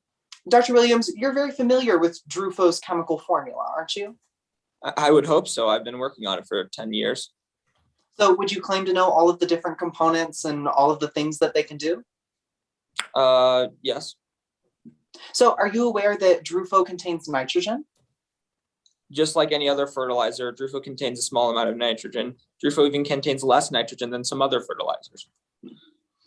And Drufo makes nitrogen stick to things, right? Well, it helps prevent the nitrogen from washing into bodies with water, sticking to the plants, as you said. And this helps the environment, makes it so this fertilizer has to be sprayed less, and all around is just beneficial in every way possible. So you said it sticks to plants, it sticks to living organisms, right? Yes, but yes. Would you call humans living organisms as well? I would, but I do believe I specify that it sticks to plants, not just living organisms. Of course, but they still fall under the same category in that sense, don't they? Plants and humans are both living organisms, but yet they are completely different. Of course, but they still fall under the qualification of both being living organisms, don't they? Yes, they do. Absolutely. Okay, thank you. And you are aware, again, having worked with Drufo for so long and all of the components in it, you're aware that nitrogen is a known carcinogen, aren't you? Yes, and that known carcinogen, as you just said, nitrogen is found in all fertilizers. And Drufo sticks to nitrogen and makes nitrogen stick to things, yes? Sticks to plants, but yes. So it makes another carcinogen stick to living organisms, doesn't it? It makes a carcinogen specifically stick to plants, not living organisms in general. Alrighty. And there's no warning on your product that specifically warns of it being carcinogenic, is there? No, because it is not. But we just recapped that a component of your product, nitrogen, is a carcinogen, isn't it? Yes, however, I would like to emphasize that nitrogen is found in all fertilizers, and all fertilizers do not need that warning. I do not believe. You are familiar with those other fertilizers, though, aren't you? I haven't worked on them specifically, but I do know of their existence, yes. And you're aware that it is an industry standard to provide recommendations, to provide adequate warnings about the potential consequences of using a given product? Yes, we do. We give our recommendations of wearing a protective mask covering like an N95 mask and leg and skin covering as well. Your labels still don't include a warning that a component of your product is a carcinogen, though, do they? No, they do not specifically state that. No further questions, Your Honor. Thank you, Mr. Jones. Any redirect, Ms. Stanitsky? No to redirect, Your Honor. Thank you. And thank you, Dr. William, for your testimony. You're excused. Thank you, Your Honor. Does the defense have another witness? Yes, Your Honor. The defense calls Ms. Skylar Weers to the stand. Thank you, Ms. Schmidt. Ms. Schuyler, as you recall, you were already sworn in. Yes, Your Honor. Thank you. Ms. Schmidt, you may go ahead and proceed with your direct examination of Ms. Schuyler. I'm sorry, Ms. Weirs. Thank you, Your Honor. Good afternoon, Ms. Weirs. May you please state your name and spell your last for the record? Good afternoon. My name is Skylar Weirs. That's Weirs. What is your relationship with the plaintiff, Ms. Weirs? I'm Dakota's twin. I have known Dakota pretty much my entire life, of course, except for the few moments that we were separated after being born. So why are you here as a witness today? I love my sister, I really do. But after my extensive research, I just couldn't see in any way in which Dakota was right. Part of my job as a pseudoscientific writer is researching fertilizers, so I'm testifying because I researched lush fertilizer, and I thought it was important for me to be here to clear the air. Please describe your relationship with your sibling as of right now. Well, our relationship has been good up until about this lawsuit. It's obvious that we don't have the typical twin relationship, but I love my sister, and I was devastated when I found out that she was diagnosed with non-Hodgkin's lymphoma. Ms. Weirs, what do you do for a living? I write articles for Rationalist magazine. What type of articles do you write for Rationalist? Well, Rationalist specializes in resisting the spread of pseudoscience, superstition, and irrational beliefs, so I mostly write articles that are debunking pseudoscientific claims. Ms. Weirs, how long have you been writing? I've been writing for a couple of years, ever since I chose to forego college, and my first article was such a major success. You previously mentioned research in your testimony. What has that research focused on? Well, my research has mostly been focused on Drufo, agritech, and the health implications of most fertilizers. How long did you spend researching agricultural technology and fertilizers? I spent about a year on my research. Where did you gather most of your information, Ms. Weirs? I tracked down and spent hours going over information that was maintained by the United States Department of Agriculture and the National Association for State Department of Agriculture, as well as publications and research studies from various fertilizer companies. Your Honor, I move to qualify Skylar Weirs as an expert in both agricultural technology and the agricultural technology industry. Any objection? Yes, Your Honor, if I may I please conduct a brief audio? Yes, you may. Ms. Weirs, you did not go to college, correct? That's correct. And you have no formal training on this subject, correct? Well, I would actually disagree with that statement. Like I said, I've spent many hours going over information that was maintained by the USDA and the NSDA, which are both very credible sources. And you researched these credible sources, correct, on your own? Yes, that's correct. And then you write based off of these credible sources, correct? That's correct.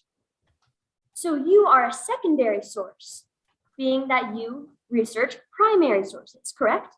I would say that, yes. And you have no personal experience with this chemical, correct? I do not, no. Your Honor, at this time, I object to this Ms. Weirs being admitted as an expert as she does not exhibit the requisite skills, knowledge, and experience needed. Response, Your Honor. Very brief. Pursuant to the pretrial ruling, my witness meets all of the requirements necessary to be admitted as an expert in agricultural technology. I would also add that under Rule 702B, that she has sufficient facts and data through her research to testify as a witness in these fields. Response, Your Honor? Very briefly, yes. Your Honor, this witness has only been researching this for under a year, and that is about the same amount of time that a high school student would research any one of their classes, and that does not make them an expert. Response, Your Honor. No, I'm ready to rule at this point. I will accept the witness as an expert with the understanding that if this were a real trial, I would not. This is just for the purpose of the competition. Ordinarily, this is not a sufficient qualification. Thank you. You Your may Honor. proceed. Yes, Your Honor. Ms. Weirs, do you have any opinions about Truffaut? I do, yes. My opinion can be very clearly stated in 2 simple points. Number 1, there's absolutely no proof to Truffaut being carcinogenic. And number 2, Lush fertilizer, because it contains Truffaut, is actually safer than other fertilizers. Let's start with your first opinion. What did you find when researching Truffaut's alleged ties to cancer? Well, I did not find anything. And while, yes, I did write an article that was questioning the link, what my research found is that there's no proof that Truffaut is carcinogenic. In fact, it makes Lush fertilizer even safer than other fertilizers. How is Lush fertilizer safer to use? Don't get me wrong. I'm not trying to claim in any way that fertilizers are healthy for you. In fact, all pesticides and herbicides are technically poison. Truffaut, since it's a bonding agent, just makes these pesticides and herbicides need to be applied less, making the user have less exposure to these dangerous and harmful chemicals. Ms. Weirs, what are the harmful chemicals that make said fertilizers unsafe? Well, synthetic nitrogen and pesticides such as arsenic and glyphosate are the main harmful chemicals that are found in most fertilizers. How are these chemicals harmful? The International Agency for Research on Cancer categorizes both arsenic and glyphosate as possible carcinogens for humans. Synthetic nitrogen has been found to cause numerous types of cancer as well. Does Truffaut have these same carcinogenic chemicals? It actually doesn't. Truffaut on its own is a much safer pesticide, so it doesn't contain the harmful chemicals that others do. Ms. Weirs, if you could please tell me more about where the allegations that Truffaut is carcinogenic are coming from.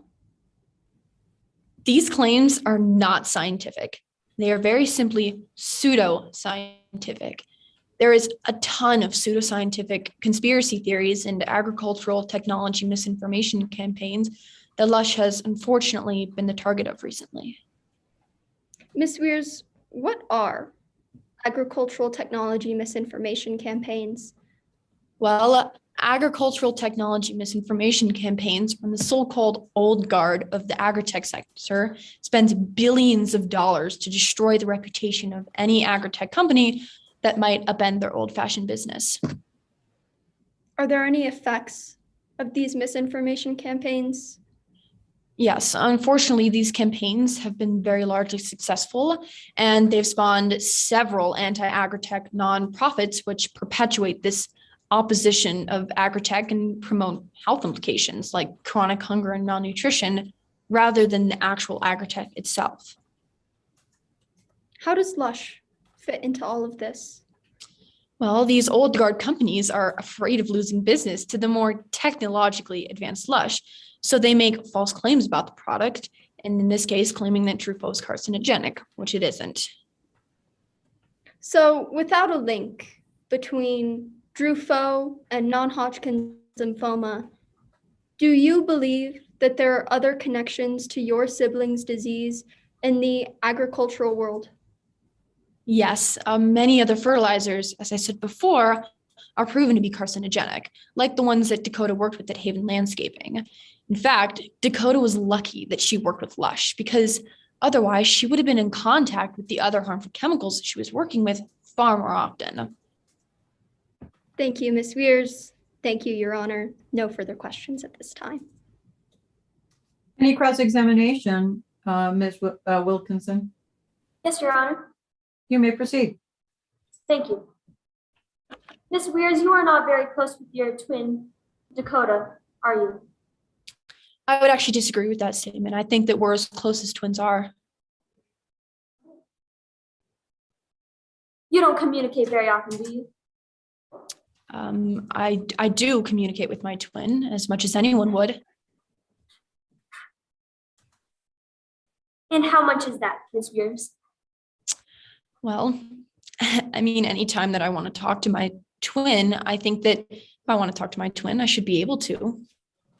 And you're not as close with your twin as you would have hoped, would you? I'm sorry, could you repeat the question? I couldn't hear you. You're not as close with your twin as you would have hoped, correct? Well, not as we have hoped. Like I said, the trial might have made things a little tense between us, but yeah, not as close as I hoped.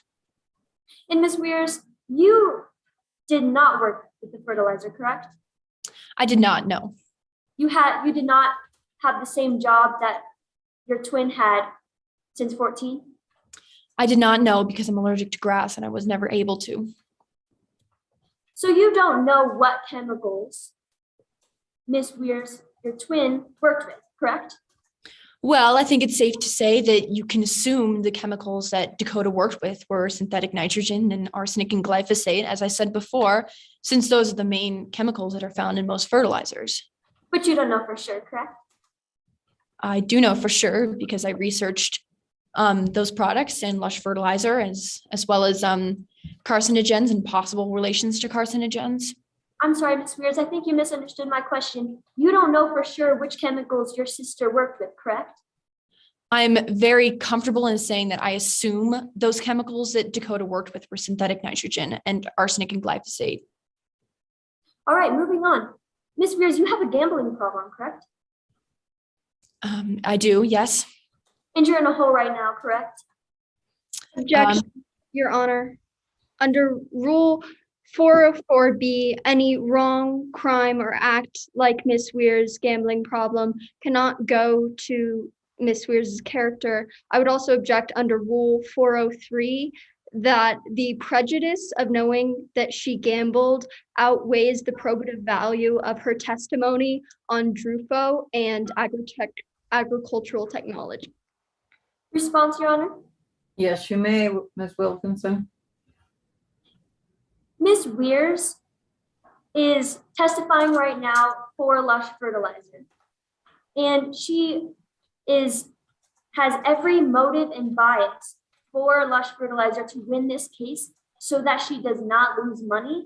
And so I'm going to the motive. This is relevant because of her motive in testifying for Lush Fertilizer. Response, Your Honor. Very briefly, Ms. Schmidt. Well, that may be an exception to Rule 404B. I would say that that is not an exception to Rule 403, and that the prejudicial value of knowing that she has a gambling problem still outweighs the probative value of what she testified on today, and that it has nothing to do with her expertise as an expert in agricultural technology. It goes towards bias. I will go ahead and allow it overruled. You may proceed. Thank you, Your Honor. So, Ms. Weirs, you are in a hole, correct? Bit of a financial hole, yes. And so you have written that DRUFO does not cause cancer, correct? That's correct, yes. And you make money off of your publishings, correct? Very little, but yes, still money.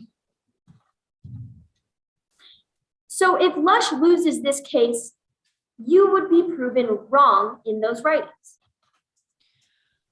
Well, yes, I would say that. So you would be discredited, correct? Yes, I would. And you also work at Applebee's, correct? That's correct. Yes, I was forced to take a job there. Because you're trying to dig yourself out of the hole, correct? Yes, I say that in my witness statement. I believe it's a little bit too casual for the court, but yes. And you are desperately trying to pay off your debt. Yes. So it'd be in your best interest if Lush Fertilizer won this case, correct? Well, it would be in terms of what I said was correct and Lush would win the trial, but if Lush didn't, then I would be supportive in saying that my twin Dakota has been proven correct and that Lush did cause Dakota's non-Hodgkin's, which I do not believe is the case. Thank you. Let's move on. So pesticides are poison, correct? That's correct. It's in the name saying that they're poison. Yeah, and Drufo is in Lush, correct? That's correct. It is. And Drufo is an effective pesticide, correct? It is correct. So anyone using Lush fertilizer is using poison, correct? That's correct. Yes, but yes, that's correct. And the test results that say that Drufo causes cancer are inconclusive, correct? From my perspective, they're not inconclusive. It's conclusive that Drufo does not cause cancer, but in other statistical information in papers, it might say that it's inconclusive. I'm sorry, are you saying that there are conclusive tests that you know of that Drufo causes cancer? I'm not saying that. No, I'm saying from my perspective, Drufo does not cause cancer. Oh, I'm so sorry.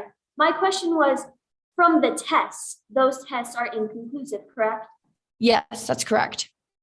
So you don't know for sure if Lush fertilizer causes cancer or if it doesn't, correct?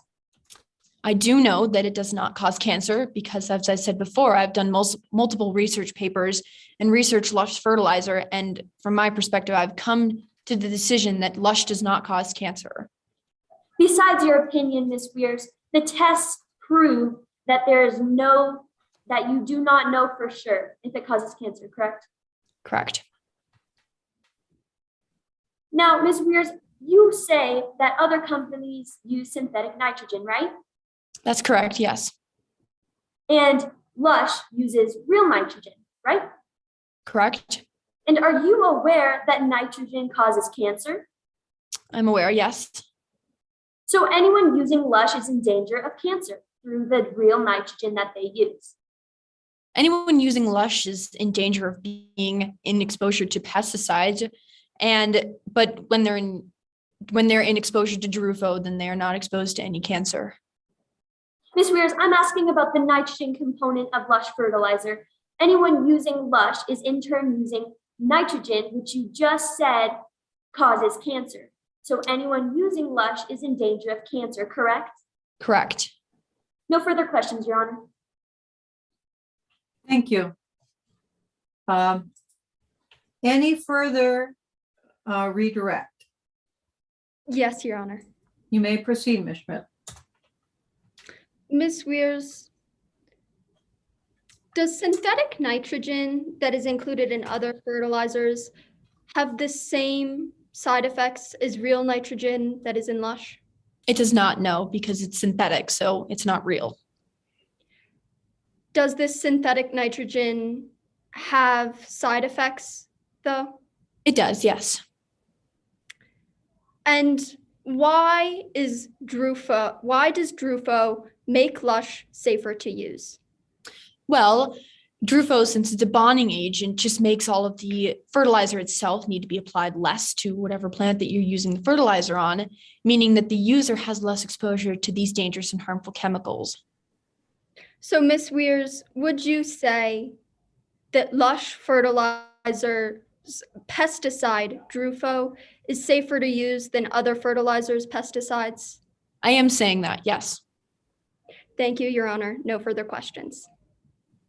Thank you. Does the defense have another witness? Yes, Your Honor. The defense calls it. Oh, I'm sorry. You may proceed and call your witness, Ms. Walta. Thank you, Your Honor. The defense calls its next witness, Blake Doncourt, to the stand. Good afternoon. Please state your name and spell your last name for the record. Good afternoon. And before you get started, hold on a second. Let me get my screen rearranged again. I apologize for the interruption. Ms. Doncourt, just a reminder that you've already been administered your oath. You may proceed, Ms. Walta. Thank you, Your Honor. Please tell us what you do. I am the CEO of Lush Fertilizer. Ms. Doncourt, I'd like to start today by asking you about your history with Lush Fertilizer. Did you found this company? Yes, I did. What's the mission of your company? We believe that we want to create a product that helps both people and the environment at the same time. In fact, we donate 10% of our net profits to charities that help reduce the world's nitrogen footprint so that we can keep our grass. How long have you been CEO of Lush? Since 2000. What's your role in the day-to-day operations of the company? I have to be very aware of what happens underneath me with my employees. How aware are you of the major decisions being made at the company? Got to be pretty aware. As the CEO, I've had to work really hard to turn Lush into the company it is today, which means that I have to stay informed about major changes. So who has the ultimate decision-making authority at Lush? As CEO, I make the final decisions. What people or resources do you consult when making important decisions within the company? Well, it depends on the decision, but I always get information from an array of employees in order to get a full opinion. And who do you consult in the creation and testing process of a product? Primarily Lush's research and development team regarding decisions about our product. What information do you trust in making decisions at Lush? I trust our scientists completely. Why? Well, my company hires only elite and qualified scientists to perform research that has been tested and tested again. So yes, I trust that. Thank you. Let's discuss the development of your company's product. Are you familiar with Drufo? Yes, it is a bonding agent, which we included in our fertilizer. Did the company take any steps to assess the safety of Drufo before it was brought to market? We extensively researched and tested our product to ensure that there would be no risk to our users, and we put a safety recommendation on our product. And why was this research and testing conducted prior to its being brought to market? Well, it ensured that we were bringing a product to market which wouldn't present an outstanding risk to our users. What kind of research and testing did the company perform on Drufo? Our toxicology team, led by Devin Williams, who you heard from earlier today, conducted our research testing the levels of toxicity in Drufo mainly. What conclusions were reached regarding Drufo? That there was little to no risk in our product. What do you mean by little to no risk? Well, with any fertilizer, there is inherent risk involved to the user as they are handling something which always contains potentially harmful chemicals. However, given the intended use of this fertilizer, I concluded that there is an incredibly low risk of harm to people coming in contact with our fertilizer. Ms. Doncourt, when, if ever, were you made aware of concerns over the use of Drufo in the product? I was never made aware of any concerns over the use of Drufo in our product. What made you confident that the conclusions reached by your scientists were reliable? Oh, as I said earlier, I completely trust Lush's research and development team, and I believe that they are committed to producing research that is scientifically sound. You mentioned that there is always toxicity involved in fertilizer. Are there any precautions your company could have taken to ensure that Drufo would not be toxic? We could have baked the fertilizer. And why didn't you decide to bake the product? Well, it was simply unnecessary. Based on the extremely minimal risk identified in Lush fertilizer, baking it would have a negligible effect in eliminating an already minuscule risk. I was confident that our fertilizer would be safe without baking. The decision had nothing to do with saving money. Thank you. I'd like to change topics to discuss one of the plaintiff's witnesses, Carson Durst. Do you know Carson? I do. How do you know him? She used to work at Lush Fertilizer, but now she works at our competitor, Terra's Greenery. You said she used to work for Lush. What happened? She was fired. What was her position at Lush Fertilizer? She was part of our research and development team. What are the functions of an employee in that role? Essentially just to identify dangers or risks in our product and bring them to Lush's attention so that we can address them. Ms. Doncourt, are employees at Lush Fertilizer given the opportunity to raise concerns they may have about the safety of Drufo? Of course, if there are any problems with our product, I need to hear about them immediately. I would never put a product on the market if it was considered dangerous. To whom can employees raise those concerns? Any supervisor, or even myself. Which employees specifically are able to raise concerns about the product safety? Any employee that has a problem with our product can tell me. While Ms. Durst was working for Lush, did she ever discuss Drufo with you? No, she did not. Thank you, Your Honor. No further questions. Any cross-examination? Mr. Delgado?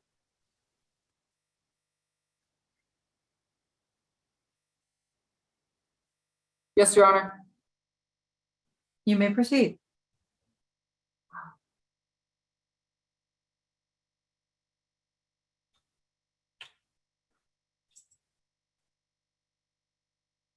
Ms. Doncourt.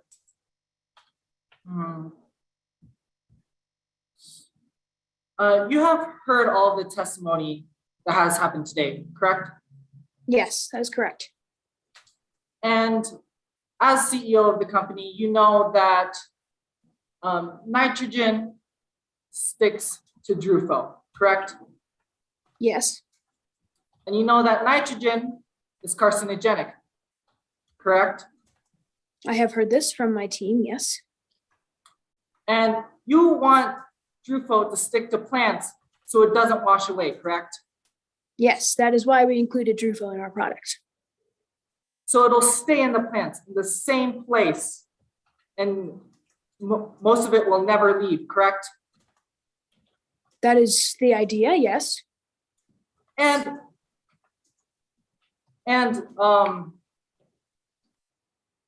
it is common knowledge that farmers work in the same place regularly, correct? Yes. And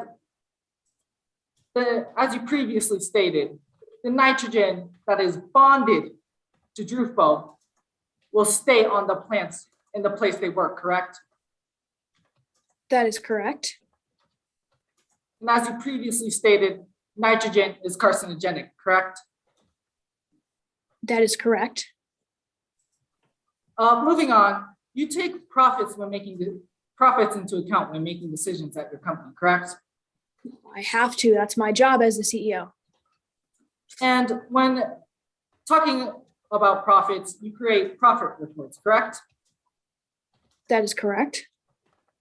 And use these profit reports to make decisions within your company, correct? That is correct. And you made a profit report for baking, correct? Yes, I did. And if I were to show you a copy of this profit report today, would you recognize it? Yes, I would. Let the record reflect that I'm showing the witness, Ms. Doncourt, what is an unmarked copy of Exhibit 8. May we have Exhibit 8 up on the screen, please?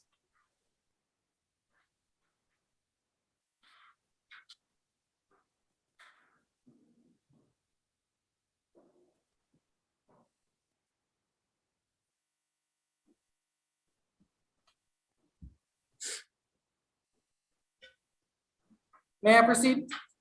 Yes, you may, Mr. Delgado. Ms. Doncourt, do you recognize this report? Yes, I do. And is it a true and accurate copy of that report? Yes, it is.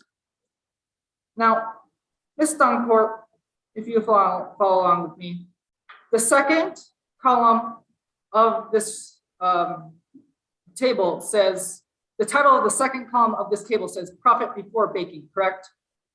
Yes, it does. And the fourth column, the title of the fourth column is baking costs. Yes. And the title of the fifth column is net profit, correct? That is correct. And the title of the last column is estimate overall revenue loss, correct? That is correct. And at the bottom right corner of this table, it says that you're projected to lose $2.6 million if you bake your product, correct? That is correct. And as you stated earlier, baking would eliminate any and all dangers within your product, correct? It would eliminate the extremely minimal risk that already existed, but yes, that is correct. And you, in fact, you needed these profits to pay off your investors, correct? Everyone has investors. That's how companies start. But yes, I did need to pay off those investors. And you never baked your product, correct? I simply believed it was unnecessary. So no, I did not. No further questions, Your Honor. Thank you. Any redirect of this witness? Yes, Your Honor. You may proceed, Ms. Walter. Thank you. Ms. Doncourt, what was the largest factor that you considered in deciding not to bake Lush? Well, simply the fact that the cons for baking our product, would outweigh the pros. The fact that there was already such a minimal risk, it wouldn't make a difference whether it was safe or not if we baked it. It would simply, the cons would simply outweigh the pros. Ms. Doncourt, what role did profits play in deciding not to bake Lush? Well, profits have to play a role at some point because you have to think about profits as the CEO of the company, and so obviously they had a small role in this decision, but it was not the primary one. Ms. Doncourt, how much do you value Lush's customers? I value our customers more than anything. We want to make sure that none of our consumers get sick using this product. If I had known that there was any danger at all in our product, I would not have put it on the market. Thank you, Ms. Doncourt. Thank you, Your Honor. No further questions. Thank you. You may be excused, Ms. Doncourt. Any further witnesses for the defense?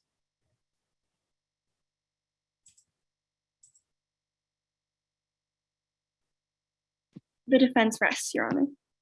Thank you. Appreciate it. I'll go ahead and give the parties a minute or so to get themselves together to do closing and come back.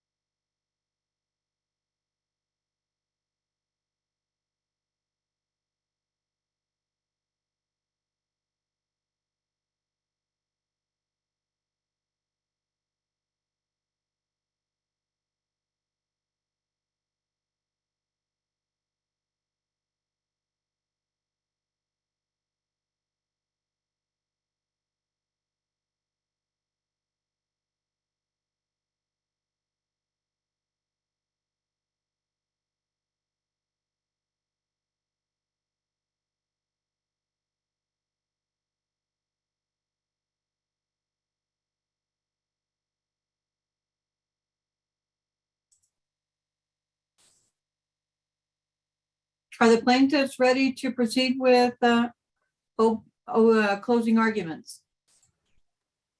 That we are, Your Honor. And is the defense ready as well? Yes, Your Honor. Thank you. Mr. Jones, you may proceed with your closing statement. And Ms. Schmidt, if you could stay on the screen, I'd appreciate it. Thank you. Thank you, Your Honor. Your Honor.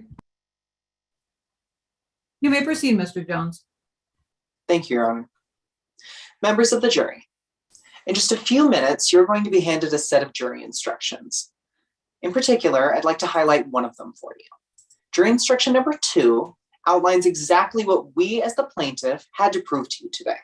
Essentially, it says that we had to prove to you that our client, Ms. Dakota Weirs, was harmed, that harm was caused as a result of a product produced by Lush Fertilizer, and that Lush Fertilizer knew that their product could cause harm and failed to provide sufficient warning to their customers to protect them. Ladies and gentlemen, we have done all 3 of those things for you today. You watched Ms. Durst as she sat on the stand, talk to you about the extreme pain that she's in, and squirmed throughout her entire testimony as a product of the cancer that is currently racking her entire body. You also heard from an expert in his field, you also heard from an expert in his field, Dr. Casey Rogers, who proved to you through a study that he conducted that Drufo is conclusively a carcinogenic compound, and that people who use it in the same manner that Dakota Weirs did are 10 times more likely to get cancer than those who don't. And you also heard from Carson Durst, a former employee of the company, who told you how during his time there, he found another study that had already proven that one of the compounds of Drufo was carcinogenic, how he relayed that information to his employer, and how they felt that it was concerning enough to conduct a study on it. You also heard from Carson Durst how the results of that study were found by a scientist at Lush Fertilizer, not only to be carcinogenic, but to cause non-Hodgkin lymphoma in particular, coincidentally, the very same illness that my client is sick with today.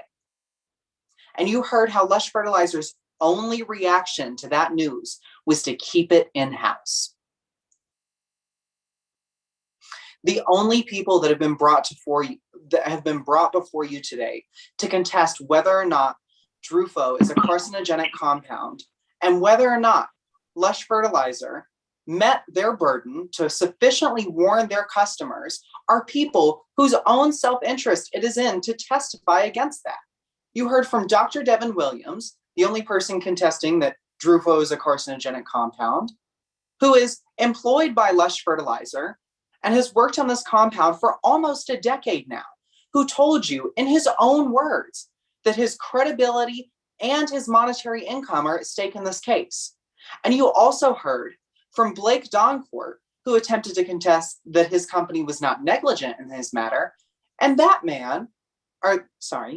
woman has absolutely everything on the line here today. She's built this company up since the early 2000s. And if it goes under as a result of her staple product being found to be carcinogenic, her entire company could go under.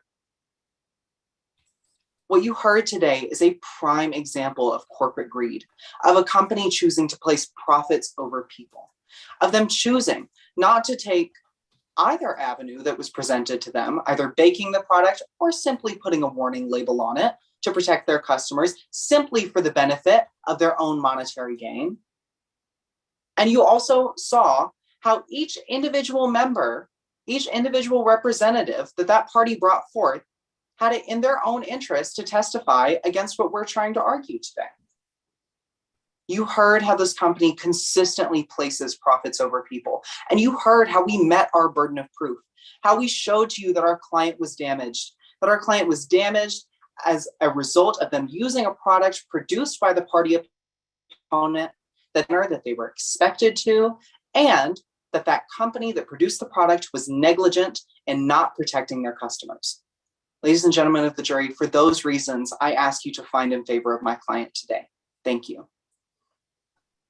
Thank you, Mr. Jones. Ms. Schmidt, are you ready for your closing remarks? Yes, Your Honor. You may proceed with closing. People of the jury, this case can be summarized in 4 words. Sympathy is not justice. While we agree that what happened to Dakota Weirs is terrible, blaming Lush Fertilizer for their illness will not fix anything. In your jury instruction number 13 states that you cannot be influenced by sympathy. So I am here asking you to choose the facts over your feelings. Today, our witnesses have testified that they found no evidence that Lush Fertilizer can cause non-Hodgkin's lymphoma. You have heard from 3 defense witnesses. First, Dr. Devin Williams, the head of research and development, as well as the head of toxicology at Lush, who proved with his testing and statistics that there is no link between Drufo and non-Hodgkin's lymphoma. He further explained that studies that do correlate the two, like the one conducted by Dr. Casey Rogers, are often inaccurate as they compare 2 unrelated fields, apples to oranges. Then Skylar Weirs, an expert in agricultural technology, and Dakota Weirs' own twin showed you how Lush Fertilizer is safer to use because of Drufo. Ms. Weir's notes how the claim that Drufo is carcinogenic is part of a misinformation campaign. And finally, Blake Doncourt, the CEO of Lush, told you of her intentions with the company and how she would never put something that was unsafe on the market. Blake Doncourt elaborates how, according to federal regulations, Lush fertilizer is safe to use. In fact, it is more probable that Dakota Weirs has non-Hodgkin's lymphoma due to their own negligence. Dakota Weir's choice to not wear proper protection against multiple fertilizers and disregard the safety precautions provided to her is simply irresponsible. People of the jury, how can you blame Lush Fertilizer for their illness when they were the negligent and irresponsible one? Jury instruction number 8 states that if the plaintiff, Dakota Weirs, failed to do something that reasonably careful people would do, they carry comparative faults in this case. Furthermore, as my co-counsel pointed out, section 4 of jury instruction number 2 states that the plaintiff has to prove that Dakota Weir's damages were caused by using Lush Fertilizer in a way Lush Fertilizer would have expected it to be used. But Dakota Weirs didn't. Lush Fertilizer, like all other fertilizers, expects their product to be used with protection. This is why they put a warning on the bottle. Simply put, if Dakota Weirs was careful and did as they were told, we would not be in this situation today. You also heard from Carson Durst. Today, in her cross-examination, Carson Durst proved that she is only here for her new product with Terra's Greenery. Carson Durst was here today to testify against Lush and make Lush look bad, to make her new product look better to consumers. And then Dr. Casey Rogers showed you how the only reason he was here today was for personal gain and expert witness experience. In addition, the study that Dr. Rogers conducted, it has evidence that is not trustworthy. Today, the plaintiff has claimed that we care about profits over people, yet Lush Fertilizer has not described the need for profit, nor have they said that they do not care about Dakota Weirs. People of the jury, I would argue that Lush Fertilizer cares about principle and people. Lush Fertilizer cares about the people of this earth, which is why they are an eco-friendly company, but they also want to make sure that these very same people do not spread lies. Today, the defense has shown you the truth, that there is no causal link between Lush Fertilizer and Dakota Weir's non-Hodgkin's lymphoma. While we all feel sympathy for Dakota Weir's sad situation, I now have to ask you to take a look at the evidence and realize that the plaintiff has not met their burden of proof by preponderance of the evidence. I have to ask you to put the facts before feelings. I am asking you to serve justice before sympathy. Thank you for your time and attention to this important matter. Thank you, Ms. Smith. Mr. Jones, do you have any rebuttal? And please keep your screen on, Ms. Smith. Yes, I'm sorry. Not a problem.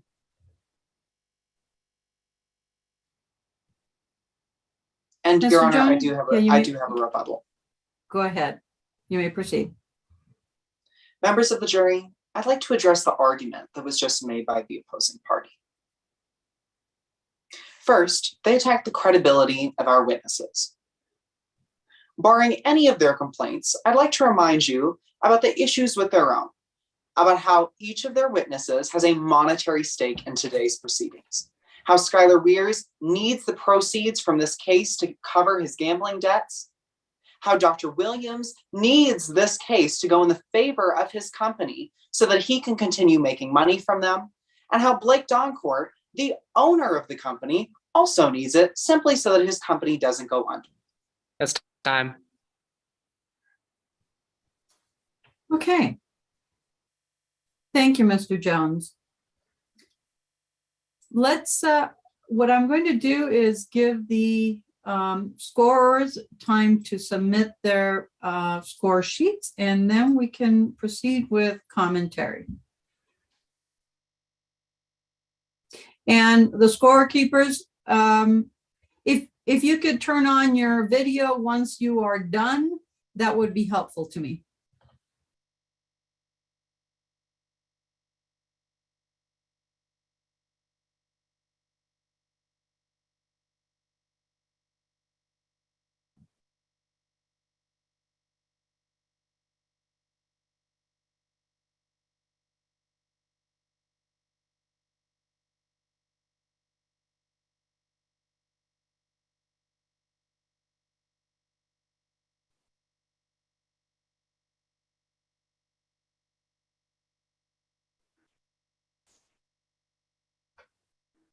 I have all 3 score sheets, so you are Okay. good to continue and then release them when you're ready. So go ahead and turn on all your videos.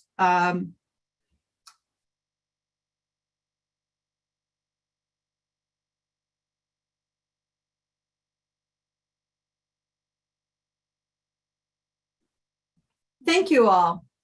First of all, I'd like to say, I love to see this. I really think that you did a marvelous job. You know, my name is Elsa Martinez Tenredo. I'm a judge at the Office of Administrative Courts, work for the state of Colorado. And before I became a judge, I was what you'd call a pre-hearing judge, doing pretrial matters for several years. And before that, I practiced for 28 years. I was a litigator myself. And litigating is hard. It's hard work. I've been involved in the Colorado mock trial competition in some capacity or another since 95. So before probably any of you were born, except for maybe one of the panelists. It's one of the best things I've been involved in. It's been a privilege for me. And I want to say the Colorado Bar Association and the Denver Bar Association just amaze me every year with this program because it gets better and better every year. So I hope all of you as team members appreciate what they put on. But I want to say that I appreciate what you have done. You really did a fantastic job in trying this case. Better than a lot of attorneys that come before me, I can tell you. They are not as prepared as you are. So congratulations, and I'd like to give you all an applause for a beautiful performance. Thank you so much. Let's go ahead and have Mary Jo go ahead and make some comments about your performance today. Sure, I'm the old panelist, but that's okay. We know it. I am retired, but I practiced law for 36 years and I did transactional work. So I'm really, I think you're juror off the street because, well, I'm familiar with hearing about the rules. I've never had to put them into practice.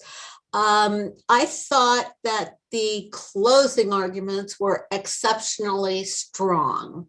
Kudos to both of you for summarizing what the jurors were required to look at, the rules that we were required to follow, and what you showed throughout the case, as well as, of course, the failings of the other side. The witnesses were very good from being sick, really looking sick, and being all the way to being a confident CEO of a company.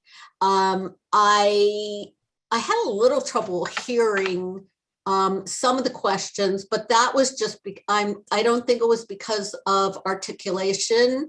I think it was because of technical concerns, and I don't have a 10-year-old by me to help me with those. So I just think you all did a marvelous job. And the one thing I would caution is just keeping track of your time so that everybody has time to participate to the extent required to present your case. That's it. Thank you. Jenny, do you want to go next? Yeah, I mean, you guys did a fabulous job. I actually just became an attorney in October, so I kind of understand being new to this whole industry and the work you're putting in now, like it will pay off tremendously if you want to become an attorney. So I commend you guys for doing that. I don't really have much feedback other than the whole virtual aspect of trial and stuff right now. Like, it really, you have to be prepared. And so some of the technical issues that were going on, that's real, that actually happens during trial and stuff. So just making sure you have, like a backup laptop, exhibits in front of you, those kind of things. But other than that, you guys did an amazing job, and keep up the good work and go to law school. Thank you, Jenny. Paul? Yeah, so to give a little background, I am a intellectual property litigator. I do patent, copyright, trademark litigation. So I'm primarily in the federal courts, less so than in the state courts, but have done a lot of hearings and argument before various different folks, including the patent office as well too. I have an interesting perspective on all of this because before going to law school, I was actually a high school teacher. And so I actually taught high school chemistry, and then I actually worked in the biotech industry for some time before going to law school. So I don't know, maybe they asked me to volunteer because my background is like perfect for this case, as well as the folks who are participating here. I thought everybody was really great in being professional. I've been in a ton of cases where just the case, no matter how good of a case that you have, if the other side is not willing to work together, that's part of our jobs as lawyers, to work together to make sure that our parties are getting the results that they want. And if the jury, which I've been on a jury duty, probably 3 times now, I've been in various parts of my life, and the jury pays attention to weird things. And they will pay attention whether you're fighting with the other side. They will also pay attention to word choice. They'll pay attention to the cadence of how you talk. So a couple examples, I think that there's a couple of instances in which the word profit was used both for the plaintiff as well as the defense. And I would probably use a different word because I think that the message that you're trying to send across with the word profit is different on either side of that, of this case rather. Sometimes I've seen jurors do this, and certainly I'm sure as high school students, you do this when a teacher is talking. You start counting the number of times that they say certain things, like, the word like, or in instances of cross-examination, if you start saying the word correct over and over again, the jury will not pay attention to what you're trying to get the witness to say. They will start counting the number of times that you say correct. So just something to think about there.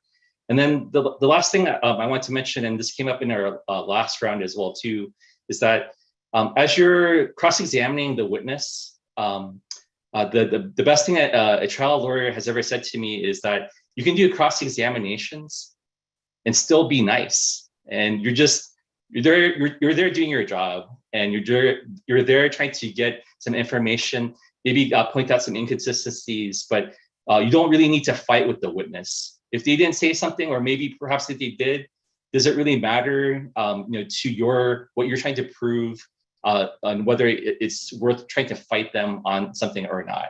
So let's keep that in mind, because as a juror before, the jury pays attention to some really strange and weird things, and oftentimes less so what the actual law is or what the facts actually are.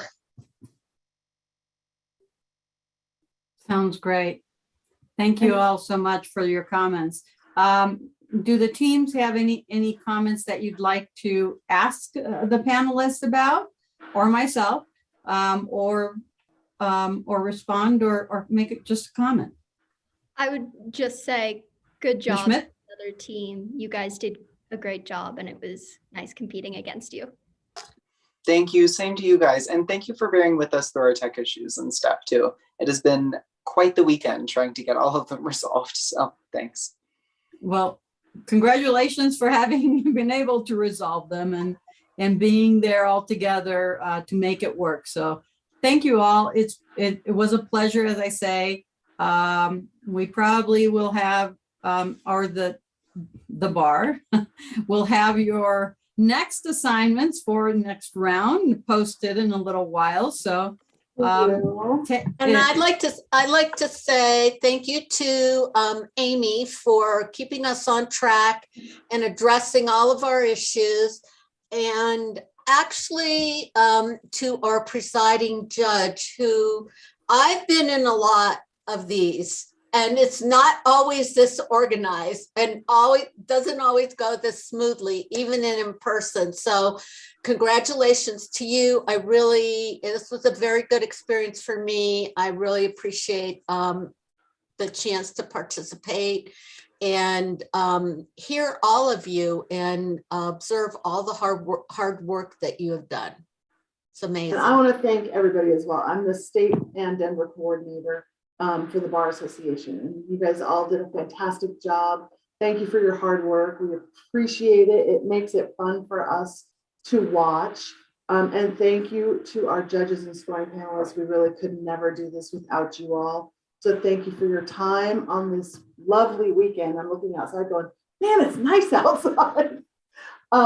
So enjoy, teams. We will have your pairings here. You should be able to hopefully get something to eat before the next round starts at 4:30.